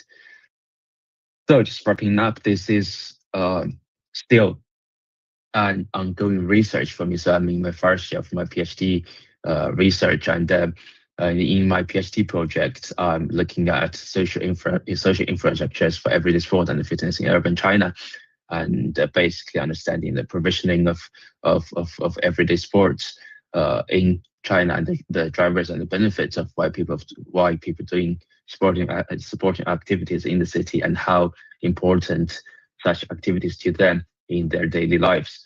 And this everyday running section is one of my case studies, and it will still be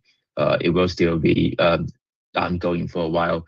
I'm about to do my 18-month ethnography back in China soon, and this is one of the case studies. And also, I'm working with my supervisors in turning this project into a paper, and it says aiming for later submission this year. So at this stage, I'm very welcome to all the feedbacks and the critiques and the questions you might have. So I understand that after me, there will be a question session. So I'm very happy to any further discussion. Thank you very much. And thank you again, Jonathan, for organizing everything and other stuff too. Thank you. Thanks so much, Zenki. Now we will pass for the discussions. Before we start, I'll kindly ask you, if you want to make some questions, just raise your hands here in the Teams. And thank you so much for all presentations. It was quite good. It's very interesting how we can manage between different sports with this perspective of geography. I know, even though our presentation is not from geography, but in our event, but we can dialogue with this perspective of the space, a copy of the space. And it's very, it's too important to be here and discuss these subjects. And I would like to make a general question just to hear about you, about the challenges to make this research in the sense of collect of data. And specifically, David Barrett told us about the difficulty to collect the data about clubs. And in my research about multi-club ownership, we trying to map all the networks of multi-club ownership. It's too difficult to find good informations and the governments and compliance of this data. And the problem to every year we must to update this data. So it's a very difficult task. And also, Ken, congratulations for your presentations. It's very interesting to see how we can discuss about infrastructure in the space, see how they shape the connections with the people. And the most interesting that I show me in your presentation, it's like the different transportation, how this can be impact in the connections with the people and the swimming pools. And about the mobility, the migrations of players, this is a very interesting study because it's too difficult as well to collect data about players. In the beginning of our research in geography, we focus on mercantilizations in players, but it's too difficult to collect this data. Transfer market sometimes is not, it's too difficult to manipulate these data.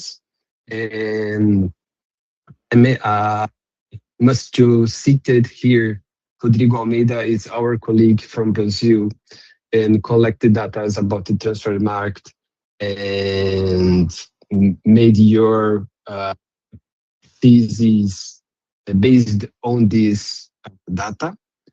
So yes, in general, I would like to ask the challenges to collect this and how you perceive the future steps that you want to move forward. So if you want to answer this now, and after we open to the audience.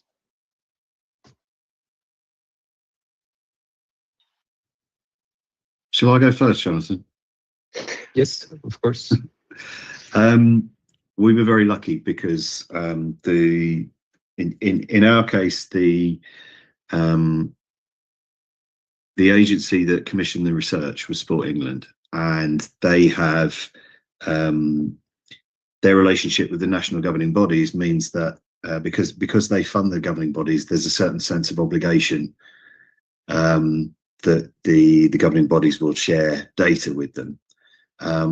But it was seen as a useful exercise for everyone. So when we were commissioned to do the data, all the governing bodies were primed and ready and to share their data with us. There was an agreement in place to an extent. What we've been able to do since is build on those relationships with the governing bodies and work with some of them to explore their data in more detail. So we worked with England Netball to understand the relationship between where their clubs are located and the supply of coaches and the supply of match officials. So if you can start, if you get any sort of head start is useful, but if you can then build on it by adding value and giving it back to the people that have supplied you with the data, that usually helps to ensure that more data will be forthcoming. The other thing that I would say is that as we've shared the results, people have seen how how useful it is, how interesting it is, and have started to understand that there's potential to do more. So some of the conversations that we've had in the last couple of years have been about understanding. We know where the clubs are by and large, and we know which facilities they. Increasingly, we have a better idea of which facilities they use. It's difficult with some sports because they don't use fixed facilities. They might just meet at a place. So a cycling club, for example, they might meet at a road junction, or they might meet at a cafe and then go for a ride. They'll go for a long ride from there. So that's not a facility as such, that's just a meeting point. But as the governing bodies and as other people have seen that information is useful, they might want to supplement it with other bits of information. From my perspective, the most interesting piece of information that we could add to this would be club size. So we suspect from the ratios that we've produced that clubs in urban locations are bigger. They have more members, and that's almost inevitable because you have a more dense population. But it would be useful to understand, well, how does that relate to demand for facilities? How does that relate to how far people are prepared to travel to take part in their chosen sport? Are certain sports more dependent on particular facilities than others? So Ken, your example is really interesting, swimming, because swimming clubs need a swimming pool. Hockey clubs need an artificial grass pitch. Whereas, as I've said, a cycling club just needs an open road. And a rambling club just needs a route. So some sports are wholly dependent on access to publicly owned or publicly managed sports facilities. Without those facilities, they wouldn't be able to practice those sports. So understanding the relationship between them is really helpful. We're very lucky in the United Kingdom, we're very lucky in England in particular, that we have public agencies which collect this data and share it routinely, and it's available to the public. In lots of places that's not necessarily the case. To go back to your example, Jonathan, about understanding ownership and where that data is available, colleagues of mine have in relation to football and understanding ownership relationships and management relationships and finance, they routinely use the club's financial accounts, which are released annually and contain lots of other information. And that's again, in the UK, we're very lucky because those accounts are made publicly available and can be accessed through university networks, but they can be accessed to the general public. So there's lots of data out there. Sometimes it's a case of bringing it together, but sometimes you just need that head start and a way in. But when you add value to that data, generally what you get is more data coming and other data to supplement it. Many thanks, David. Thanks, David. I might slide in there because what David makes a good point in terms of like the dependency on what type of sports is associated to which facilities. And it's not, I guess, the distinction for me is like, at least in my research project, which is being funded by the Flemish government, the specific focus is on the infrastructure itself. But then what you're saying in terms of like rambling, walking, promenading, cycling, all those sports actually tie into the work of what Zenka is doing in terms of like how is sports not being recognized as part of a bigger ecosystem of services that are embedded within urban planning or urban design discourse. And predominantly in my sort of perspective, or at least in my background in architecture and urban planning, is that there are some cities, newer cities, have the capacity to redesign or to design new footprints on how we engage with the city, urban greening, etc. And then we have old cities or cities which have been largely characterized or shaped by driving and car. The flexibility in terms of how we manage or how we embed movements as a recreation, as a sport, is much largely more difficult. And that's why it's so contained to specific parts of the city. But if I return back to your question, Jonathan, in terms of what are the biggest challenges, at least in the Belgian context, is that from a data collection point, we have very strict GDPR laws because of in Europe. So we don't have particularly localized data on participation, particularly informal participation. So a lot of my focus, or at least in terms of swimming pools, is focused on informal engagement, because ultimately participation is sort of this endpoint. Like people who are participating in sports have overcome all of these structural and behavioral barriers to participate in the first place. So who are we not capturing that wants to play sport, or the latent demand, and how do we remove those barriers for them? And the second biggest challenge in my research is gaining an understanding of what is the time distribution between the different users. So the work that David is doing is sort of capturing which clubs need, well, for example, you have that example of like, you know, X clubs are sharing X facilities. And I remember you said there's a conflict in, you know, two clubs using one facility. And, you know, I would ask you to elaborate that on a bit further, because I don't see it as conflict per se, but it's just a sort of a needs distribution. So we, at least in the Belgian context, go ahead. Yeah, it's not a conflict, more of a contest. So it's contested space in the sense that you have to agree on who's using it when, and the danger, the risk is that one club becomes dominant at the expense of another. Exactly. Who gets the priority? Who gets the power of the say? So for me, a little bit in sort of mapping or getting an understanding of facility capacity is one way of untangling, well, what is the effective capacity in which we can accommodate what level of sports clubs, or the intensity. Some clubs or some facilities are closed earlier, they're open later. Some have to share between more clubs, between even more diverse amounts of sports. So one of the difficulties, at least for us, is like we know also where clubs are participating, which facilities they are using, but we don't have very detailed data on how much time share they need.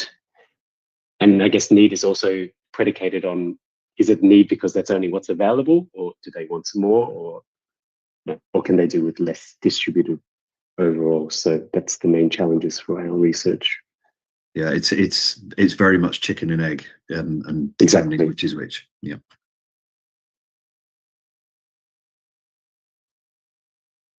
Post.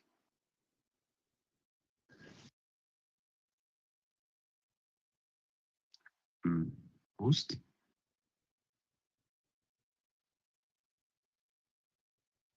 Maybe I can tell some words. Yes. Okay, so Jonathan mentioned that the transfer market, the estimations, value estimations are not so good in several times.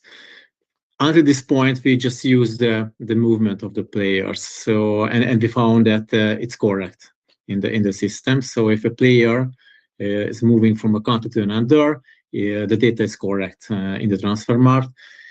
In the future, we plan to cut the best 1% or the best 10% of the players to investigate. Maybe there's a difference between the different level of skilled players, and we think that the highest estimations will be correct too. And we could see similar research in this topic. So, but I understand that in the lower level, the value estimations of the players are so we can find some mistakes, of course. But until this point, we didn't use the value of the players. But I can recommend to any researcher in the world, and it seems that football is very good. Maybe in North America, different sports are very good, basketball, NFL, and others, because we can find a lot of data because of the fans who follows the games, the players. There are a lot of social community web page like Transfermarkt, and there are many others. So people are interested to follow, and this transparency helps researchers to do examinations. Yes, of course. I think the only problem with the transfer market, it's the value, but for the transfers, it's quite good. David, Storey, you want to? Yeah, well, first of all, thank you, Jonathan, for organizing all of this. Secondly, just apologies to all Hungarian colleagues who may be participating in this, can I assure you that Ireland's victory in Budapest came as big a surprise to us as it did to anybody else. So apologies for that. Just in that, in terms of sort of going about the research in terms of data, this, for me, unlike most of the other presentations, which have been I suppose, have been dependent upon reasonably large sets of data. I've been dealing with information that, in one way or another, is already in more or less in the public domain, in the sense that, for example, squad lists for tournaments, whether it be African Cup of Nations, World Cup, or whatever, are published at that, in or around that time, or in advance by FIFA, UEFA, or whoever. So that information is there. The other side of that is where I did use sort of selective quotations from some players, from Irish footballers, for example.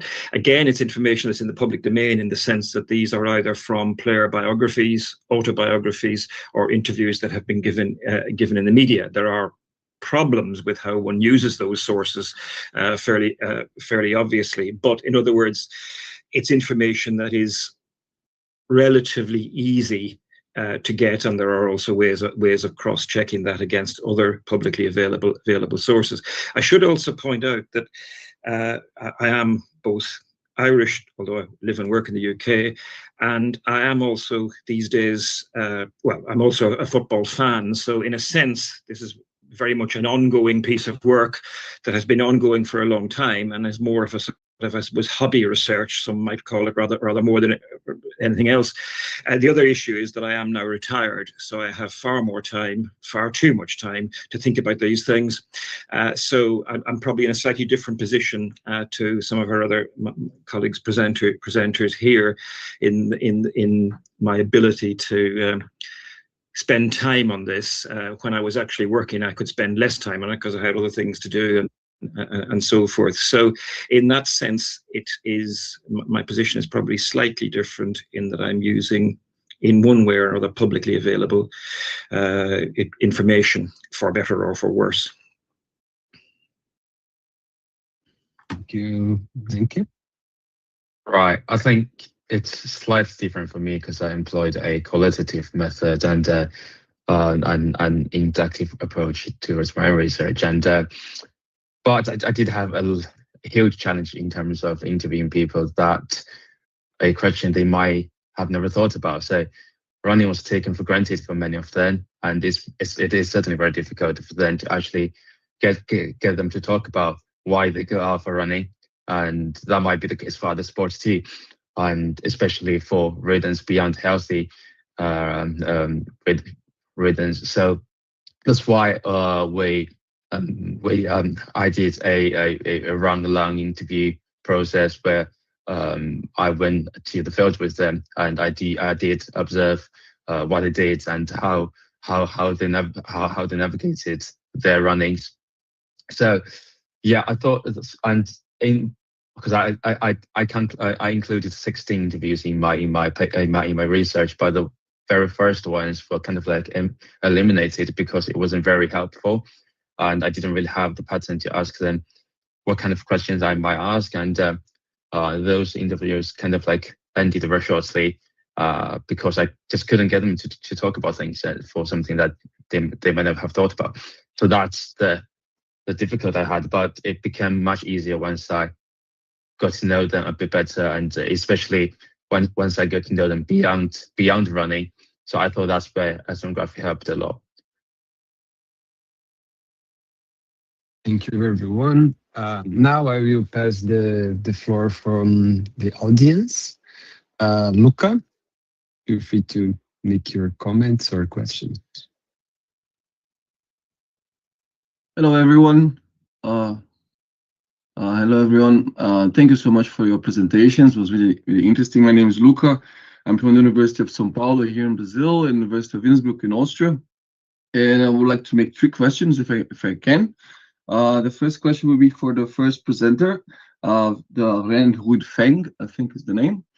And my question would be like, when you present to us the 3 attention points, referred me a lot to how Olympic Games works too in some way. So for me, they look like they have the same problem and the same contributions too. So my question is to think if you ever thought about make some kind of comparison between some Olympic sports and the esports in a way to try to understand these changes and differences between both.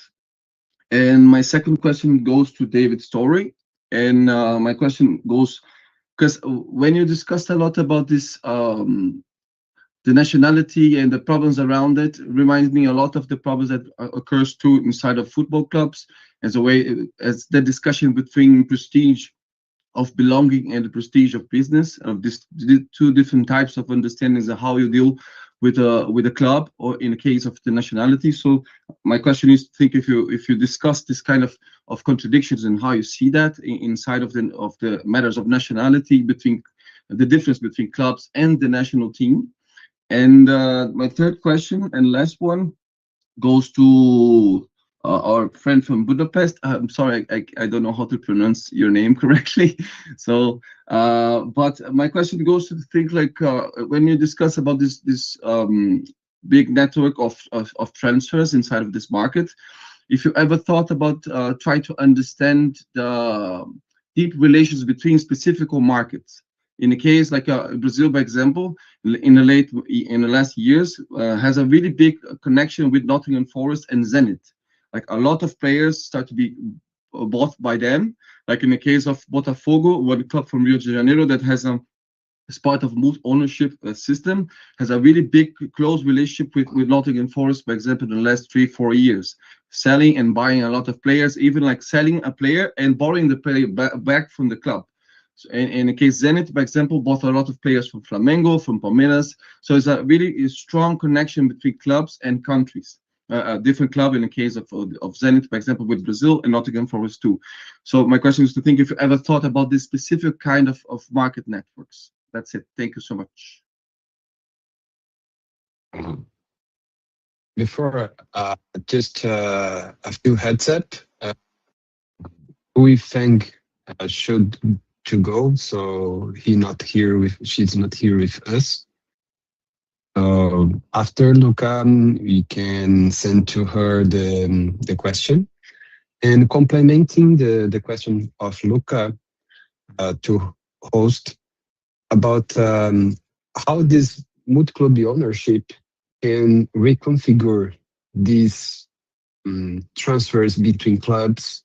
And because the example that Luca told us, there's a lot of connections with like Botafogo and Evangelico Marinax in Nottingham. So they say different networks, but some transfers between some relations between them. So we can start from David's story, or yes. Thank you. The questions, and I think you are right, and very good questions. Of course, we did an analysis as a full picture, so we cannot insert all of the connections, strategic partnership on ownership and so on. So between the clubs, we calculated the cultural distance and other variables. So we have a general picture now, and we think that if a club would like to increase the competitive advantage, it can be a solution to be more international and copy the management skills of other multinational companies in other industries.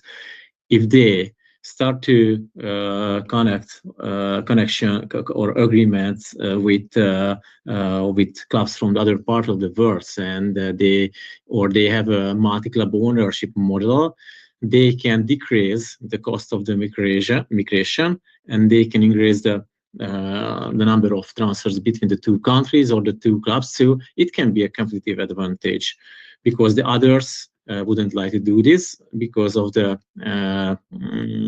high cost of the integration of players. We say that it's easier to find players in some countries than in other countries, but if you have good colleagues in your club or in your multinational company who can integrate players, you have a culture, the coach, the manager, the staff understand why is it so important to integrate Brazilian players in a Russian team or Russian players in Brazilian team, you can be better than the others. I think we cannot integrate into a similar quantitative model this type of partnerships because it's not easy to collect the final data, and I think UEFA and FIFA don't know exactly this kind of type of connections and MNCs and the ownership structures and what is official, what is not official. So I think it can be a good opportunity to have a qualitative type of research to ask to do case studies and to ask interviews from this managers of this clubs. Yes, so but it's very important what you mentioned in case of the discussion and conclusion part of a similar study. So thank you very much. Thanks, Luca, for your question. If I interpret it correctly, this sort of, well, one response would be that, as I possibly implied in the presentation, that when players are in a position where they could select which country to play for, that they may be swayed by notions of affinity identity, but they may also be swayed, or more swayed perhaps, by career considerations, in the sense that playing for one country rather than for another is more likely to give them a higher profile, and so on. I mean, if I use the example of Declan Rice that I alluded to in the presentation, Rice was playing for the Republic of Ireland, but at a certain point would have realised that he had a very good chance of making a career as an England international, which would boost his career, boost his profile, and in a sense, if we want to be totally functional about it, boost his career earnings and so forth. Conversely, for some players who may not be as talented as Rice, they could still play international football for for a country for which they're qualified to play. So therefore, there is that sort of, whether you want to call it prestige or whether you want to call it a sort of a functional motivation at work within all of that. Will this country, am I likely to get more international caps playing for this country than for this country? And in a sense, does that therefore give me a higher profile, a potentially more lucrative career, and so forth? I'm not sure if that addresses your question, Luca. Thank you, Kim.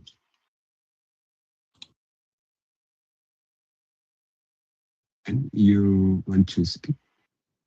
Sorry. Thank you. I just wanted to, I have two questions, in fact, and they're a bit actually very different from each other. So my first question would go to Zenke, in terms of, you say that you sort of examine qualitative factors in which shaped running and participation in outdoor spaces. And I wonder, like, I'm not sure how many interviewees you had, but I wonder what the distribution of this. You examine sort of gender differences in terms of how, say, women perceive open spaces and running in terms of safety. Did lighting, did sort of like this distinction between, say, running along a promenade or running in a forest make much difference in terms of how acceptable that space was? So you can go ahead and answer first, and then I'll ask my question to David Storey. Yeah, sure. Thank you, Ken, for your question. And in my research, so there were like 16 interviewees I concluded in my research, and 7 of them were female, and none of them had any problems running, even in dark, even in more distant areas from the city. One of them actually runs in kind of like in a hiking trail, which when I went there with her, there wasn't anybody there, and she didn't seem to have any issues there. And I think because of that, we didn't really go into any part of that conversation. That certainly didn't really bother them. So we didn't really pay any attention to that aspect. But I thought, answering your question, I thought, like, given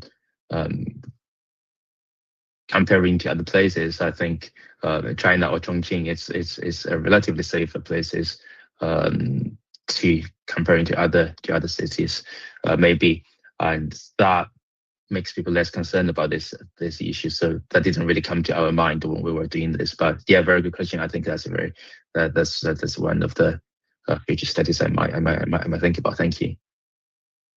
Perfect. That's the idea that sort of in sort of urban planning discourse, we're transposing solutions from one context to another. And I imagine there's a lot of cities where safety and sort of gendered dominant spaces are a critical issue, and how, I guess, equitable use of space. But thank you, interesting research. And for David, I have a question which relates to, you sort of mentioned this idea of like the flexible and fluid identities, how the idea of nation is performed. And what sort of captured my interest is the idea of that sort of what you sort of used the word reverberative causation, how diasporas adopt identity, their parents, and it might be in contrast to the context in which they live. So I was wondering whether this idea of sort of like this national and ethnic or diasporic identity is largely, it can become contested, or in environments or in contexts which is contested. And I will use the example of Brussels, for example, say, when I'm not very well versed in soccer or football, but I'm going to have a guess, but on the European level, when there's the different cups. So for example, like when Morocco is playing and they've made the finals, it's very different to when Belgium has made the finals. So I see that, two flags are being flown by the same communities. So if we talk about sort of whether sports becomes this divisive or unifying mechanism, not only from the player perspective, but also from the sort of supporting perspective, is it ever a strategic goal for, say, clubs to adopt a national team club to adopt someone from a diasporic community to bridge social ties with diasporic community at question? There's a lot of different things in that question, Ken. Thank you. I haven't looked specifically or not in any great detail at sort of fan reactions and so forth, but there's a whole series of things. I mean, first of all, I'm not sure that any country is specifically trying to tap into, as it were, a diasporic fan base. What certainly some countries are doing, and the Republic of Ireland is one of them, Morocco, you've mentioned, is another, Algeria is another. They're certainly tapping into the diaspora for playing talent. Algeria and Morocco, their squads at recent tournaments have been more than half the players were not born in Algeria or Morocco. So they're certainly tapping into that pool from players who were born or grew up in France, Belgium, the Netherlands, and so with the Netherlands in particular in the case of Morocco.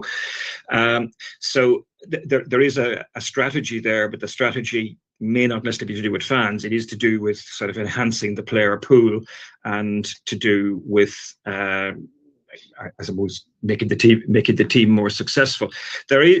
Others have done work, not me, but there's Dutch researchers, for example, who've done work on looking at sort of fan responses, and you do get interesting things in the sense of people of Moroccan heritage in Amsterdam and elsewhere who are more likely to support the Moroccan team than the Dutch team. But similarly, there is work that suggests that when you have players of a certain background, say players of Moroccan background, but who've elected to play for the Netherlands, that actually allows fans of Moroccan heritage almost to kind of feel more comfortable supporting the Netherlands because they're including those players. And there's been similar work done in relation to the Belgian team in the sense that it's the cosmopolitan background of its players has left it easier for some of an immigrant background to support that team because it is seen to represent or partially represent them. That's not research I've done myself, so I'm a kind of relying on what is done. It's complicated, it's multi-layered, and it may also be contextual depending upon how that minority feels it's being treated within that society at that particular point in time. And you've mentioned obviously Belgium, and where some of you obviously are based. Interesting, Vincent Kompany, for example, the former captain of the Belgian team, born and grew up in Brussels, Belgian mother, but a Congolese father, who has in an interview about 10 years ago said, you know, I'm neither one nor the other, I'm both. I'm 100% Congolese, I'm 100% Belgian.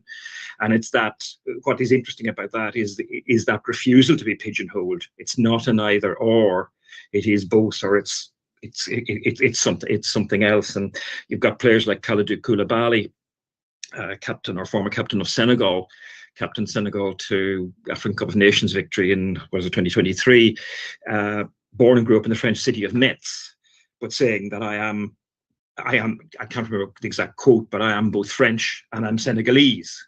It's not the case if both his parents were Senegalese immigrants to northern France, but a kind of rejecting the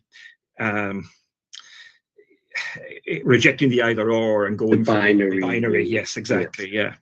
So sorry, that doesn't really address your question, but it is complicated and there are different reactions depending upon context. Thank you. No, I was just wondering, you know, to what extent can sports be sort of leveraged to bridge these sort of social cultural differences in the way that identity is contested within a city. Yeah. I think it's a perfect place for it. Yeah, I mean, I think you can argue that it potentially plays a role, but equally, you know, we talk about sports ability, potential to sort of build bridges and so forth. It can equally be divisive, and that's going to depend upon wider context. I mean, within an Irish context, the Irish diaspora has meant that over the years, a number of black players have played for the Republic of Ireland, although they may have been born elsewhere, but they had one or more Irish parents. And that was generally perceived as a good thing. At the moment, you've got quite a negative reaction, sort of far-right groupings in Ireland being very critical of non-white sports people representing the country, particularly those of immigrant origin into Ireland. So it depends upon time period, depends upon a whole other set of things happening within society at the time. So yes, it has the potential to build bridges. It also has the potential to be divisive, sadly. Thank you.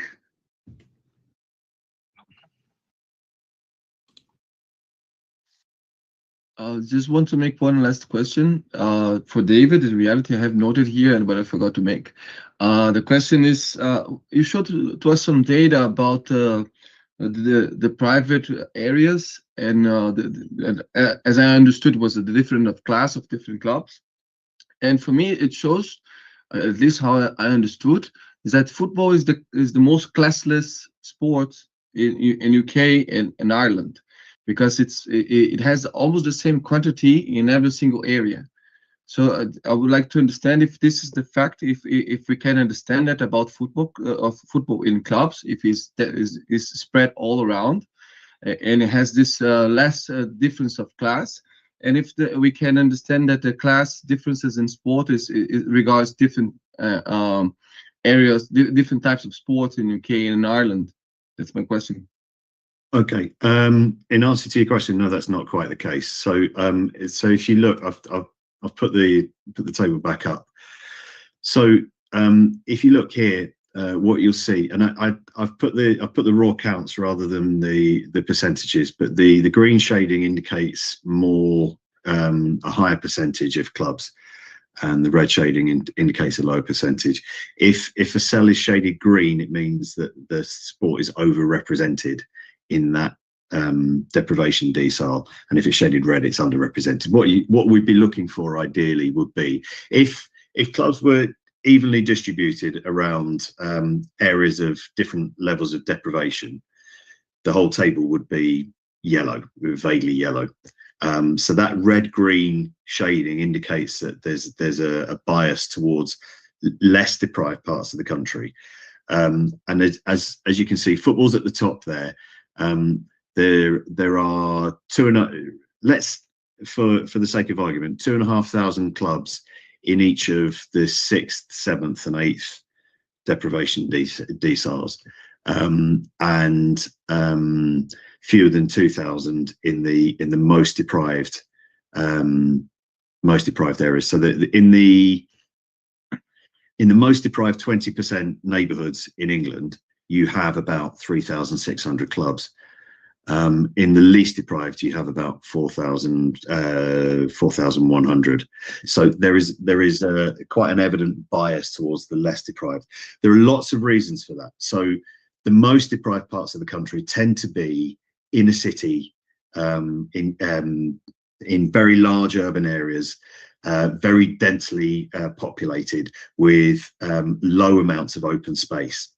So the clubs might be located, the venues might be located in the less deprived parts of the country. That doesn't necessarily mean that the members come from those areas. So there's what we're looking at is where clubs are located, where they base themselves, where their home venue is. It doesn't tell the whole story.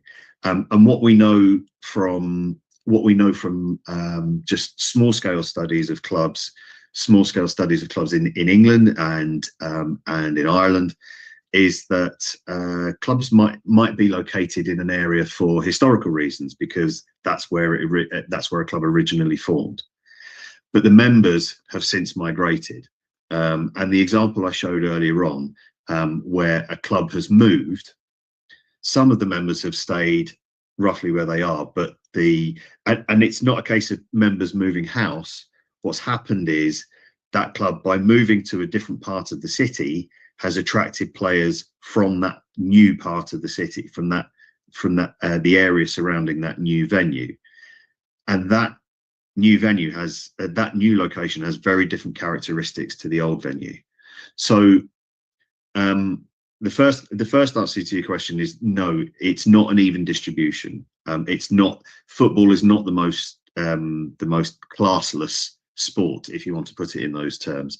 If you look down the table, there are others with a more even distribution. Badminton, for example, not a perfect distribution, but a more even distribution. Boxing is very much focused on working class areas, more deprived parts of the country, and there are very few boxing clubs in the least deprived parts of the country. And again, they might be there for historical reasons. But what this doesn't tell you is where the members live and how far they're prepared to travel. So one of the things we're looking at in conjunction with one national governing body is we understand, and I showed you a map for that sport. Again, I won't name that sport, but one of the things we're looking at is we know where the clubs are based, so we know what they call home, but usually that's mapped to where the club secretary lives. So that's a volunteer who runs the club. It's mapped to their home address. That's different to where their venues are located.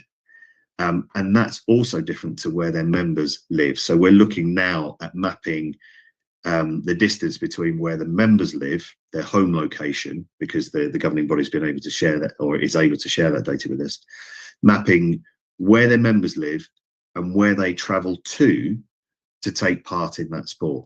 And that has all sorts of interesting implications, because that willingness to travel indicates that it is one way of indicating a level of demand, but it also has all sorts of implications in terms of environmental sustainability, and in terms of planning where facilities are located, and why it's getting people who organise and plan and deliver sport to think about where they deliver their sport in relation to where the participants are, and how they plan their sport to be able to respond to changes in population.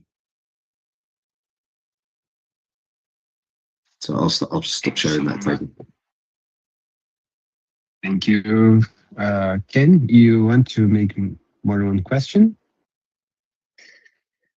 Yeah, just an extension to what David Barrett was just mentioning in terms of like, and the question of Luca is that spatial distribution. And I wonder, David, did you sort of examine the clubs did you sort of stratify them based on the level of participation? So the idea that someone who's participating on like a social or a lower club level is probably visiting a facility much closer to their home than say who's training at say a national level, who needs to go to much further to a specialized facility. We didn't, but that's an obvious next step. because and one idea that we've explored but not been able to take it very far is so for example in sports in the UK where athletes receive lottery funding to train with a national squad because they're perceived to be an elite athlete, they have medal potential at the Olympics, for example. They might it might not be a requirement, but they might find it more convenient to locate themselves, to move near to a national training base.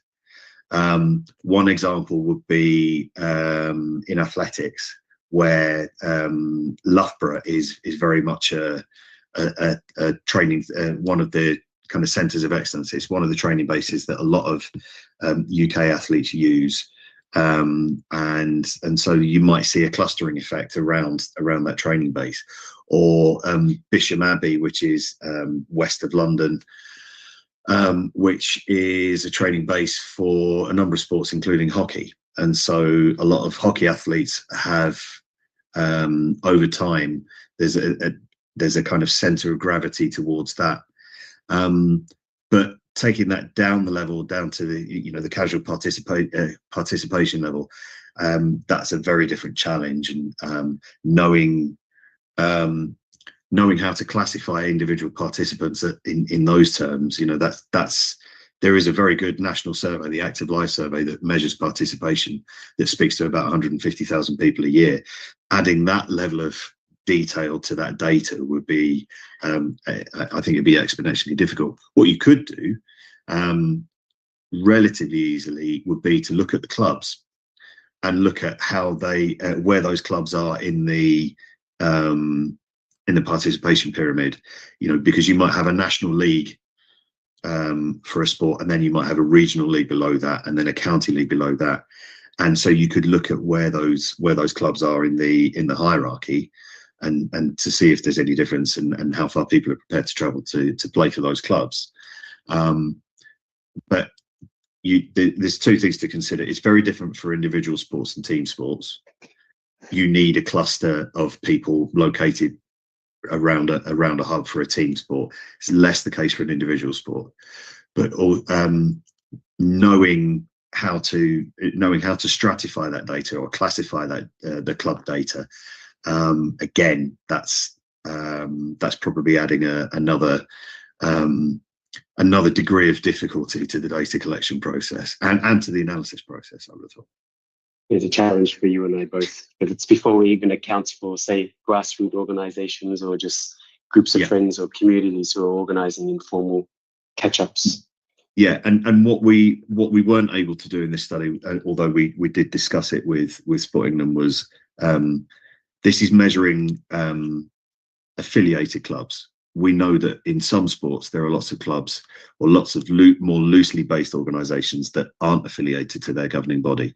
In a sport like hockey or rugby union, almost everything takes place under the auspices of the national governing body. So it's very rare that a hockey match would happen if it weren't part of the England hockey structure. In other sports, that's much less likely to be the case. Football might be one example of that. Cycling might be another. Running might be another, where it's informal, it's casual. People just get together to participate. They're not part of a competitive structure, and they don't feel the need to affiliate to the governing body to organise themselves. But nobody knows the extent to which that's the case. It's a very difficult thing to measure. It's like nailing jelly to a wall. You can't measure something you can't see. Exactly. Thank you. Well done. Thanks so much for everyone for the presentations, the comments, the discussions. We need to finish here now. So just to say thank you for everyone. I'm very happy with the first sessions of our webinar about the geography and sports studies. This the first initiative in this field, and in 1 hour at 3 p.m. we will have the second sessions of this webinar. And yes, after that, we will keep in touch to arrange some publications, some partnerships. So thanks so much for everyone to be here, everyone to attend this webinar and the presentations again. Bye-bye. Have a nice day. Ciao, ciao. Thank you. See you. Thank you. Bye-bye. Bye.